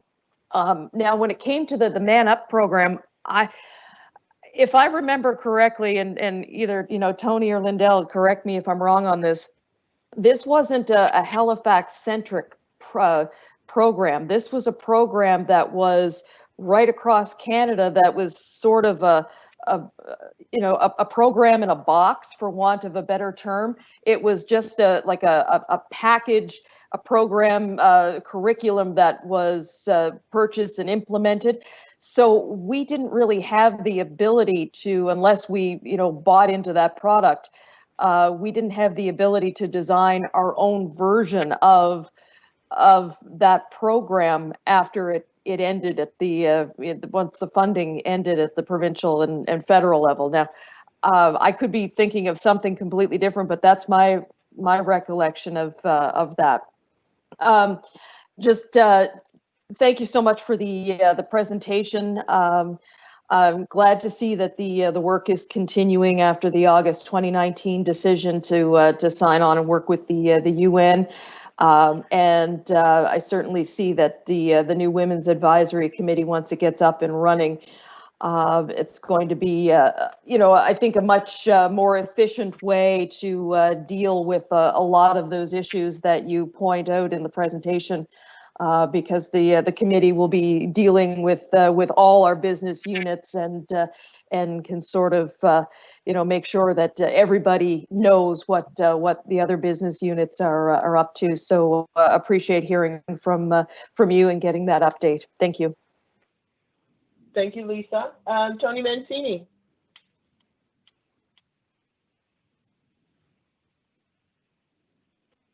Tony, are you there? You'd be happy to know I put myself on mute, so I know that's what I always look forward to, Madam Chair. Not much other than on the presentation. DeRico, thank you. Dr. Siciliano, thank you for the work, not only for the presentations today, the work that you do day in and day out for HRM, and I truly appreciate it. The UN Women's Safety Cities Program, very intrigued by that. I'd love to hear the fact that the women are doing a safety audit on the streets in Dartmouth North. Amy, the book club program for correction facilities, I wanted to mention that and have a shout out to Janice Fyander, who's one of our managers in the library, and she goes into those facilities and the stories that she's told and how the folks in those facilities look forward to that book club, and the discussion is amazing. I was also, I think, Amy, you mentioned crime is half of what it was 20 years ago, and a lot of that success goes towards the residents of communities. and of all the things we're doing, like the nonprofit, the animating the streets, growing the food and all that. So thank you both for the presentation. I truly appreciate it. Thank you, Madam Chair. Thank you. Thank you, Tony. Lindell? Thank you. So I have a quick question related to the presentation. And again, I always appreciate being able to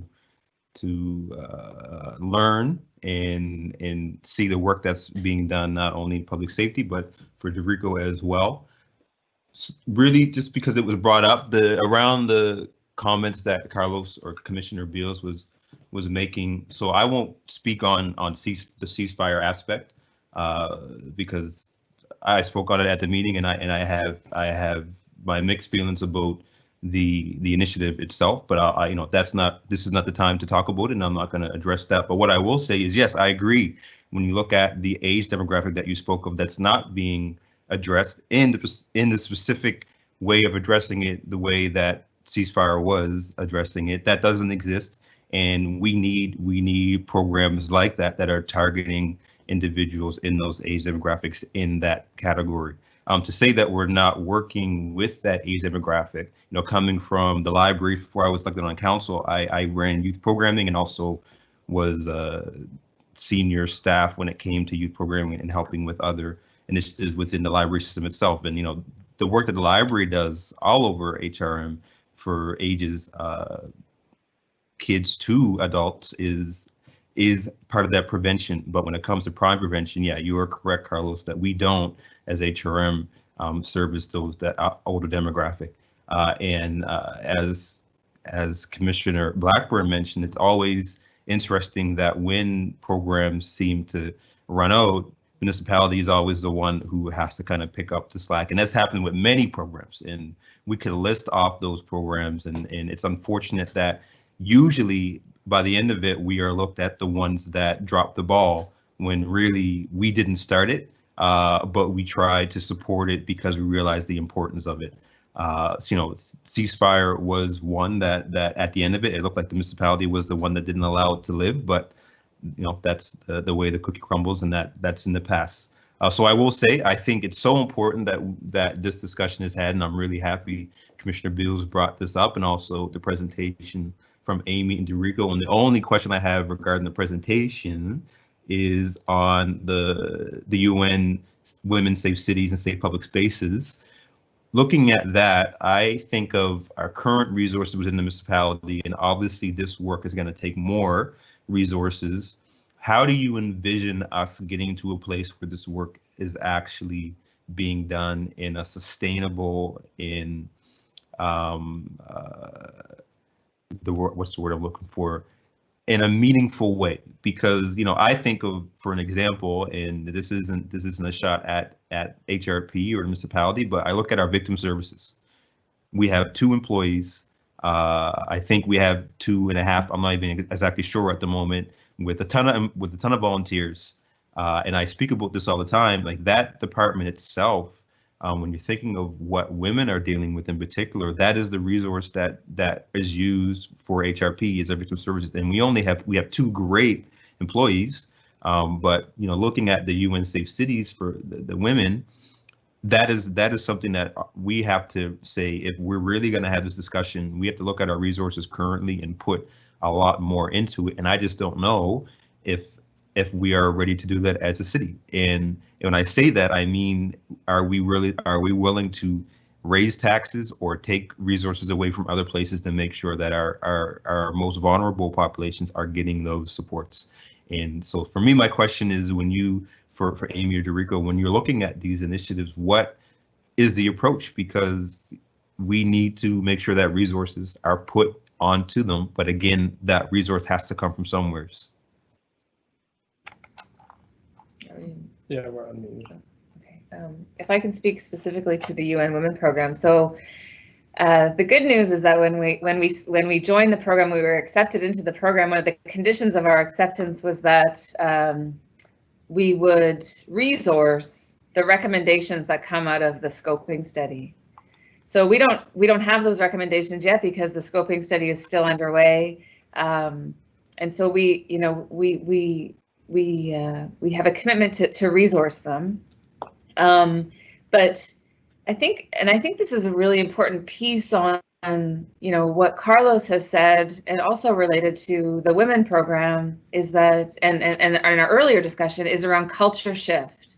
So a lot of this is less about putting more money, but a way of being and thinking differently, and doing things differently, and realigning the way that we think about things and how we measure safety and well-being. And so, I don't think that I'm in a position right now to talk about what, in a budget sense, what we would need to keep this UN program sustainable, but I can tell you that we need a culture shift, and that's I can say that 100% for sure. That's what we need. And I would say that our presentation sort of speaks to, kind of answers that question that you've raised, Councillor. And the second, Dr. Siciliano, is around a social culture shift. I think that you've mentioned or raised a motion, I think, that was passed around a social policy lens. In our presentation, we talk about resource allocation and prioritization. And so, to second the point around a social cultural shift, and then to further from what we've talked about in our presentation is resource allocation and prioritization for particular issues. It's not a secret that our municipality, doesn't necessarily control the social programs that folks may speak of.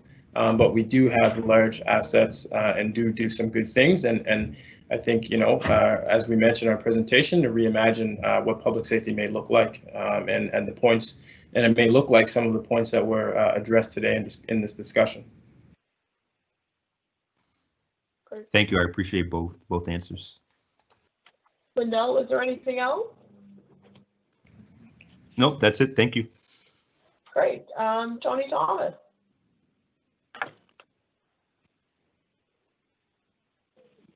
Great the presentation was, and I look forward to more discussions on these topics, and no questions at this time, Madam Chair. Okay. I just had a couple of questions.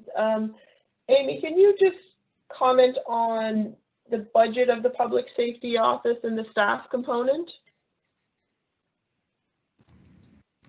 Sure.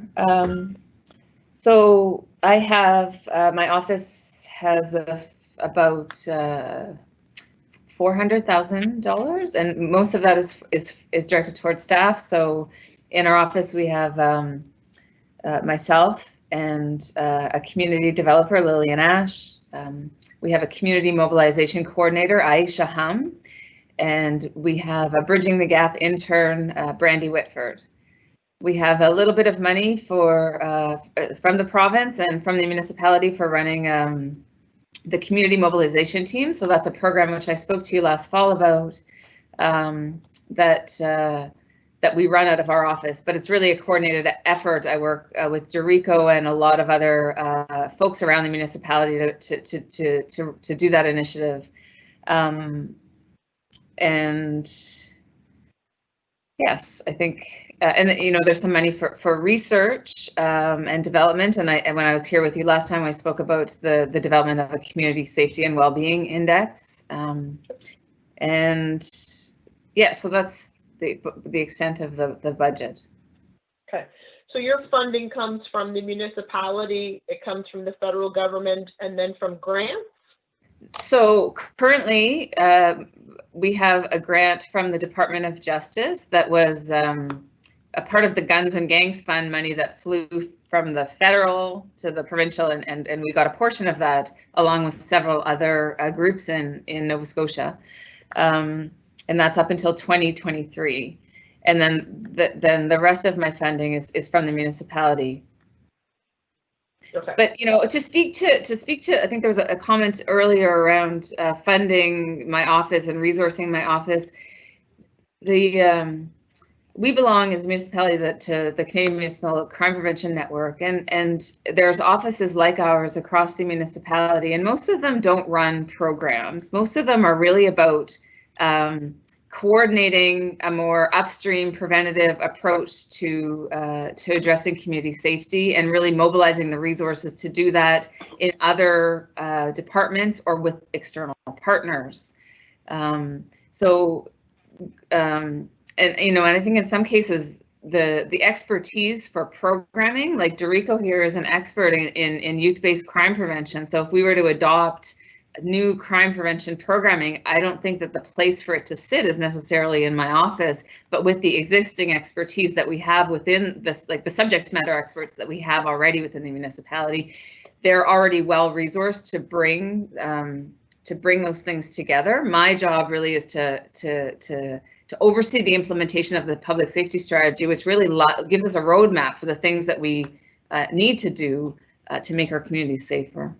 So the Crime Prevention Network says, to do that effectively, we should invest $1 for every resident, not to do any programming, just to keep the office doing the work that it should be doing around mobilizing for upstream prevention work. Okay, that's very helpful, that description. I think that makes it much, much clearer. I think what your role is really that liaison coordinator function between the experts who are out there running the programs. That's very helpful. Thank you. And then my last question, just curious about, I'm not sure if I had the term right, the mobile mental health crisis response team. Where does that fit from a funding and a program perspective? I'm just not sure sort of who owns that, where's that run from? Just maybe you can give us just a little bit of background on that, because I think that's one that wasn't mentioned in your presentation, but I think is particularly important when we talk about, things like wellness checks and support, mental health supports in the community. So wasn't mentioned in our presentation because it's provincially run and operated. And so I didn't want to speak to a program that we don't have any jurisdiction or control under. I know it's provincially operated. I want to say Capital Health, but I don't know particularly for sure. It works in partnership with the police, so I'm sure the chief would be able to speak to that program in more specifics from his perspective anyways. We were trying to highlight programs that are kind of fall outside of strictly policing work. Yeah, no, understood. And that was just for my own knowledge, because I just wasn't sure where that lies. So that is helpful to know that is provincially funded. So I thank you for that. Thank you both very much, Dr. Amy Siciliano and DeRice Symonds. My apologies, DeRice. I promise not to get that wrong again, DeRice Symonds, for that information, because I think, as we start down this path, once we've sort of figured out our philosophy and our definition moving forward, there's further discussions I think that need to be had in terms of where the priorities are, what are the things that are important and that align with that, and how do we use our influence either directly as the board, directly with recommendations or whatnot to other organizations at whatever level to, advance some of that. So I think, again, thank you again for the work that both of you have put into that. I hope you're not scared when I say you'll likely be coming back, I think, as part of the discussion at some point in the future. But we really, really appreciate this opportunity that you guys have come in and really sort of started this discussion off for us. So thank you on behalf of myself and on behalf of the board. If I could, I also just wanted to extend a thanks for the opportunity, as well as our display of critically analyzing and discussing like a difficult topic. I think I appreciate Commissioner Beals and being critical and discussing the topic. I think that it's important, and we displayed that we can do that in a respectful manner, it's how we move towards a consensus and move the needle forward positively. So I'm very happy to be a part of the discussion and conversation. Very appropriate given the meeting today, DeRice. Thank you very much. Thank you. So I'm just doing a time check. At this point in time, it's 2:53, and the meeting is scheduled to go until 3 o'clock. What I would propose at this point in time is that we do defer the remaining items on the agenda for the next meeting. So the agenda will be populated with those items that we did not get to today. But I would, if the commissioners do have a few moments, would like to go in camera. So I guess my proposal is that we defer items, goodness, I gotta get my numbers here. We defer items, sorry, I'm scrolling through my agenda. It's just taking me a minute. We defer items 10.1.2 all the way through to item 12, and then including item 14, and that we just take a minute, a couple of minutes to go in camera. Madam Chair, it's Mancini. A question? Yeah. Do we have a date for the next meeting? Yeah, we do. It is July 20th. July 20th. Thank you. Yep. Someone willing to make that motion at this time? To move in camera, you mean? Yeah, to defer the items mentioned and then to move in camera for a few minutes. All right, well, I'll move that motion then, and just to put it on the table. Really quickly, if I can weigh in, Chair, please, and thank you. Yeah. So if we defer the rest of the agenda, which there's a pretty good amount on there, I know there were some other items that have been planned to be on that agenda. So how should we do one of two things? Should we plan to continue business as usual, or should we, one, extend the time for the next meeting just so we can deal with the agenda in full, or should we put another meeting in between the meeting coming and the meeting after that? Well, and that's what I wanted to discuss, is what Okay. our plans are for upcoming meetings. Okay, great, thank you. So Sorry we to could interrupt. move- I'd just like to note that if we are going in camera, we have to note the type of matter that we're going in camera to discuss. So if it's a property matter, a personnel matter, labor relations, anything along those lines. Yeah, so it will be in camera to discuss upcoming operational matters for the board. Perfect, Marty, thank do you you. want to, can I get, Madam Chair, can I get Marty to, is that appropriate? That definition to go into camera? Well, I think the number of things are basically listed there. I guess I need to know further what's meant by operational matters, right? If it concerns, you know, as you're well familiar, you know, there are items such as, you know, personnel issues, there are issues with respect to legal advice, those sort of things. They can all be dealt with in camera. I don't know whether any of what's proposed touches that. I don't know. Okay, so why don't we have the discussion now about the next meeting? And the in-camera item was a personnel matter. So if we can talk about the next meeting now and then go in camera to talk about the personnel matter, that would be what I would propose, so that we defer those items. We'll have a discussion after the motion about the next meeting, and then we'll go in camera to discuss the personnel item.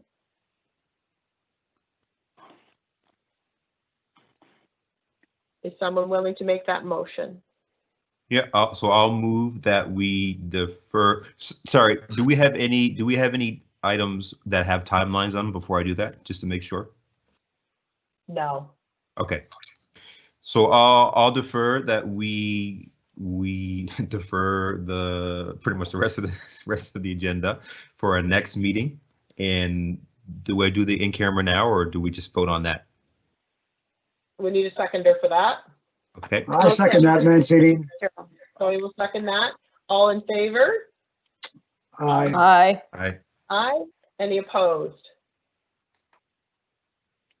No. Okay. So in terms of the next meeting, just before we go in camera, I think I would be in favor of extending the time of that meeting. We're currently scheduled for 2 hours, and I would propose that meeting time be extended. Are the commissioners okay with that? Yeah, Certainly. Yes. Thank you. Yeah, okay. So let's extend that to 3:30. So we'll go for an additional hour. And I think what we can do is at that meeting then talk about what we want to do go forward, because I think given the number of items on the agenda, we want to make sure that we do have sufficient time to talk about them and not, end up running out of time at each meeting. So that's great. So we will now go in camera. So you do have to switch to your other invite, folks, in order to go into camera. So we'll just give you a couple minutes to do that. Robin, do they stay dialed in if we're on the phone? If they're on the phone, they will have to hang up and dial into the new meeting invite. Okay. So there'll be another phone number and a conference ID and a meeting invite for the in-camera if folks are not able to join via Teams. That is correct. Thank you.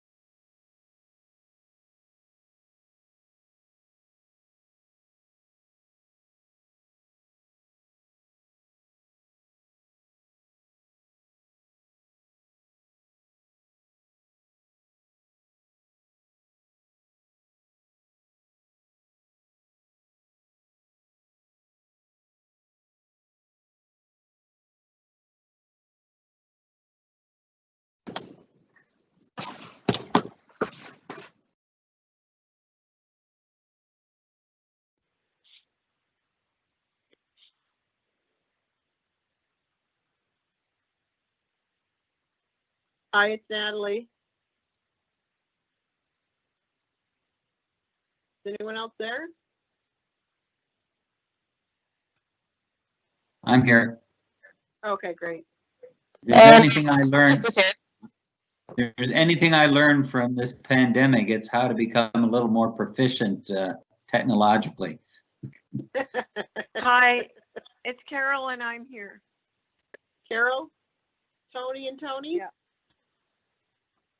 Yes, Tony 1, Tony 2, Yeah. Tony 9, you get t-shirts. Okay, is everybody there? Robin? I don't think we have quite everybody. I'm just resending the call-in information to Commissioner Thomas and Commissioner Beals. All you need is a quorum. Okay.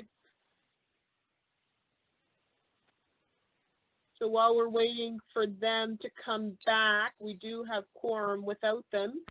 So I would just, there is to deal with the minutes from the in-camera session. If I could have a motion to approve the minutes from the in-camera session. Madam Chair, I will move that the Board of Police Commissioners approve the March 9th, 2020 in-camera minutes as presented. Okay. Do I have a seconder? Second by Mancini. Right, all those in favor, say aye. Aye. Aye. Any opposed? And any abstainers? The Can I motion is vote on carried. those if I wasn't there? No, don't think well, Pardon? you can vote on it, yes. You don't But I have to can't be there move to or vote. second. Yeah. Right. Okay. Okay, so the motion is carried. So at this Okay. point in time, the meeting is adjourned. So just as a reminder, our next meeting is July the 20th at 12:30. Did you get it, Natalie? Did you get a motion Yep. to adjourn? I thought you got a motion for Robinson? the minutes. Was I sleeping? We need a motion. You need I a thought Robin motion said we to didn't- adjourn. We didn't need a motion to adjourn last time. Is there a motion? You to should adjourn? have a motion to adjourn. You don't need a seconder, but today? you need a motion. Is there a I'll move motion? Yes, that we need a adjourn. motion. Okay. Who's making the So moved. motion? So moved by Carol, seconded. We I'll don't need a second. seconder. Don't need it, but I'll Right, second it anyway. Well, seconded by Lisa. All in favor? Aye. Yeah, Yes. good to go. No one opposed? Yes. Great. Meeting is adjourned. Thanks, everybody. I know we've had some challenges today, but hopefully we'll be better next time. Thanks so much. All right. Thanks, Thank you everyone. all. Bye-bye. Okay. Thank you, Yeah. Madam Chair.